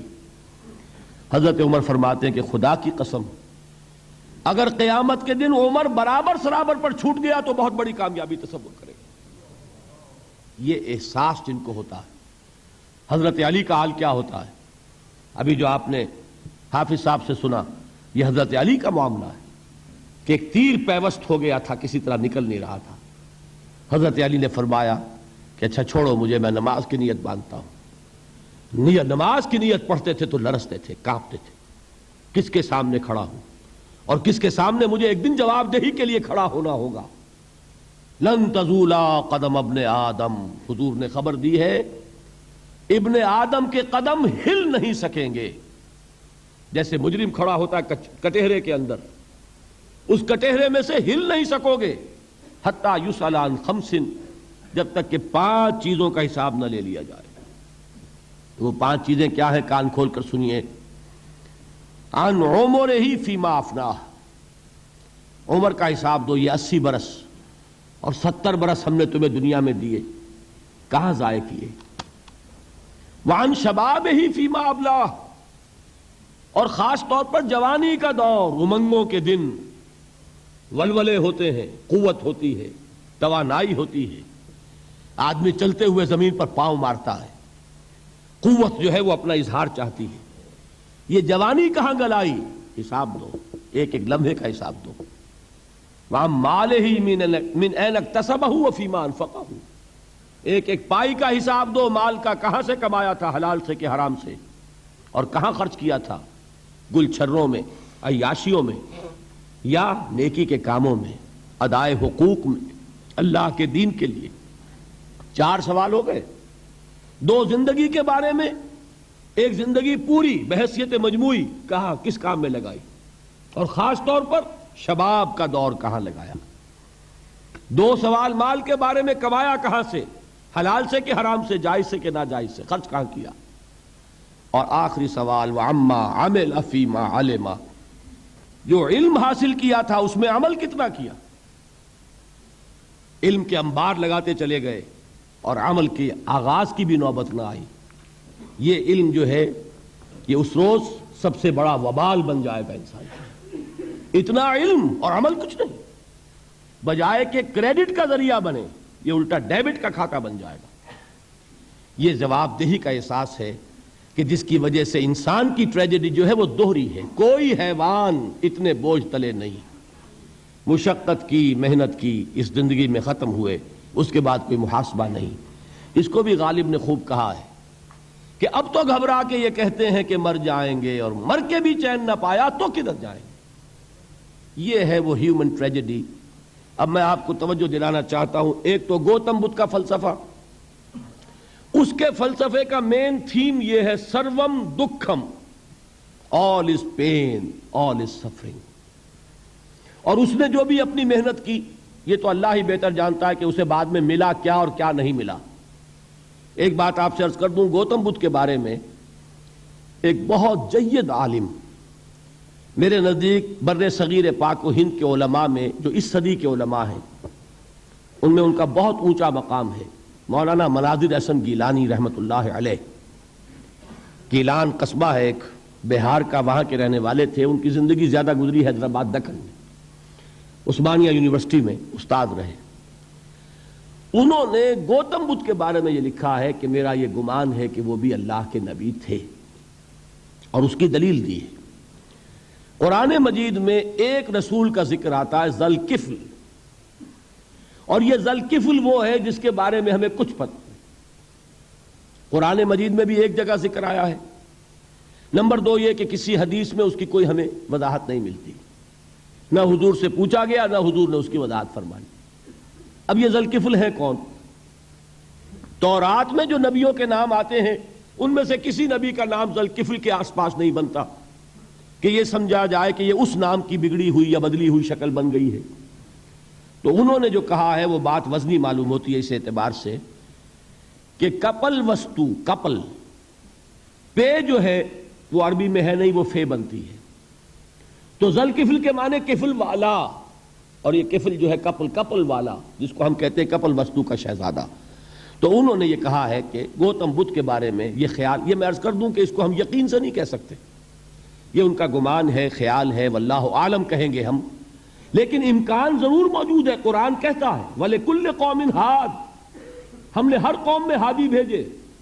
وَإِن مِّن قَرْيَةٍ إِلَّا خَلَا فِيهَا نَذِيرٌ، کوئی بستی ایسی نہیں دنیا میں جس میں کوئی نہ کوئی خبردار کرنے والا نہ آیا ہو۔ تو یہ ممکن نہیں ہے کہ وہاں نبی نہ آئے ہوں، لیکن ان کی تعلیمات اتنی بدل گئی ہیں کہ ہم ان کو پہچان نہیں سکتے۔ حضرت مسیح علیہ السلام کی تعلیمات اگر عیسائیوں سے ہم سمجھیں تو کبھی بھی انہیں اللہ کا نبی نہیں مان سکتے۔ یہ تو قرآن مجید نے آ کر حضرت مسیح علیہ السلام کی اصل حقیقت ہمیں بتائی، ورنہ تو خدا کا بیٹا ثالث و ثلاثہ ان کو کیسے ہم مانتے؟ لیکن یہ کہ قرآن نے بتایا تو جان لیجئے ہو سکتا ہے کہ گوتم بدھ بھی اللہ کے نبی ہو، لیکن ہو سکتا ہے کہ درجے میں کہیں گے، یقین سے نہیں کہہ سکتے۔ بہرحال گوتم بدھ نے اس دکھ، رنج، صدمہ، غم جو انسان کا مقدر ہے اس کا مشاہدہ کیا، اور پھر تپسیائیں کی، علم حاصل کیا، رشیوں منوں کے پاس گیا، اس نے کوشش کی کہ معلوم ہو سیلویشن کا راستہ کون سا ہے، اس دکھ سے نجات پانے کی کوئی سبیل بھی ہے کہ نہیں، اس غم سے، اس نجات سے، اس اندوہ سے انسان کسی طریقے سے چھوٹ سکتا ہے یا نہیں۔ اسی کو سیلویشن کہتے ہیں انگریزی میں، اسی کو ہندی میں نروان کہتے ہیں، اسی کو عربی میں نجات کہتے ہیں۔ ان نجات معلقۃ بمجموع هذه الاشیاء، میں نے امام رازی رحمۃ اللہ علیہ کے الفاظ میں آپ کو وہ لفظ بتایا، نجات کی راہ۔ اچھا، جدید فلسفوں میں جن حضرات کو دلچسپی کی بات ہے انہی کے بارے میں یہ عرض کر رہا ہوں۔ جدید فلسفوں میں بھی ایک فلسفہ ہے وجودیت، ایگزسٹانشلزم۔ آپ نے نام سنا ہوگا سارترے، یہ فرینچ فلسفر، اور اس وقت دنیا میں جو نوجوان نسل ہے وہ بہت زیادہ متاثر ہوئی ہے سارترے کے فلسفے سے۔ کرکیگارڈ پرانے دور میں اور سارترے اس دور میں، ان کے فلسفے کا نام ہے وجودیت، ایگزسٹانشلزم۔ اس کا مرکزی خیال بھی یہی ہے، انسان کے لیے دکھ ہی دکھ ہے، صدمہ ہی صدمہ ہے، رنج ہی رنج ہے۔ صرف یہ ہے کہ کچھ حساس لوگ ہوتے ہیں وہ صدمے کو زیادہ محسوس کرتے ہیں، کچھ ذرا ان کی حس جو ہے وہ کچھ ڈل ہو جاتی ہے، کند ہو جاتی ہے۔ وہ جو غالب کا شعر میں نے آپ کو سنایا کہ مشکلیں اتنی پڑی مجھ پر کہ آساں ہو گئی، ورنہ یہ ہے کہ انسان سوچے تو دکھ ہے۔ اب یہ دکھ جو ہے اس سے نجات کا کوئی راستہ بھی ہے کہ نہیں، یہ کوسچن مارک ہے، جس کا جواب ہے تیسری آیت میں اِلَّا الَّذِينَ آمَنُوا وَعَمِلُوا الصَّالِحَاتِ وَتَوَاصَوْا بِالْحَقِّ وَتَوَاصَوْا بِالصَّبْرِ۔ جو ایک نا امیدی کی کیفیت طاری ہوتی ہے، وَالْعَصْرِ إِنَّ الْإِنسَانَ لَفِي خُسْرٍ، زمانے کی قسم ہے تمام انسان برباد ہونے والے ہیں، تباہی میں ہیں، گھاٹے میں ہیں، ٹوٹے میں ہیں۔ اس سے جو ایک مایوس کن صورتحال سامنے آتی ہے، اس مایوسی سے نجات دلانے والی آیت ہے تیسری آیت۔ ایک راستہ ہے، یہ امید کی کرن ہے، تباہی سے بچ سکتے ہو، ابدی بربادی، وہ بربادی۔ یہاں تو یہ ہے کہ ہم نے مشقتیں اٹھا لیں، فاقے جھیل لیے، تکلیفیں برداشت کر لیں، صدمے برداشت کر لیے، لیکن موت آئی، اس کا خاتمہ ہو گیا۔ لیکن اس کے بعد اگر خدا نہ خواستہ جہنم میں جھونک دیے گئے، وہ ابد الآباد تک کی، وہ ہمیشہ ہمیشہ کی جلن۔ قرآن کہتا ہے کہ اگر ایک کھال جل جائے گی، جھلس جائے گی، اللہ اور کھال دے دے گا۔ دیکھیے یہ بھی جدید دور میں آپ کو معلوم ہوگا، بورس بکائی نے جو کتاب لکھی ہے، دی فرینچ سرجن، اس نے ثابت کیا ہے کہ قرآن مجید نے جتنے نیچرل فینومینا کا حوالہ دیا ہے وہ بالکل سائنس کے مطابق ہے۔ آج ہمیں یہ معلوم ہے کہ حس جو ہے وہ صرف کھال میں ہوتی ہے، کھال حساس ہوتی ہے، کھال اتر جائے نیچے جو ہے گوشت جلے گا، آپ کو تکلیف نہیں ہوگی۔ معلوم قرآن نے کہا ہے کہ جب کھالیں ان کی جھلس جائیں گی، ہم نئی کھال دے دیں گے تاکہ وہ سوزش جو ہے، وہ جلن کا احساس برقرار رہے، وہ ختم ہونے نہ پائے۔ حالانکہ اس کی ضرورت نہیں ہے، اگر اندر کا گوشت بھی حس والا ہوتا تو پھر کھال دوبارہ عطا کرنے کی ضرورت نہیں ہے، گوشت جلے گا، اس سے بھی جلن کا اور سوزش کا احساس ہو جائے گا۔ لیکن قرآن کہتا ہے کہ نہیں، کلما نضجت جلودہم بدلنا لہم جلودا غیرہا، جب ان کی کھالیں جھلس جائیں گی، جل جائیں گی، ہم ان کی کھالیں بدل دیں گے تاکہ وہ سوزش برقرار رہے۔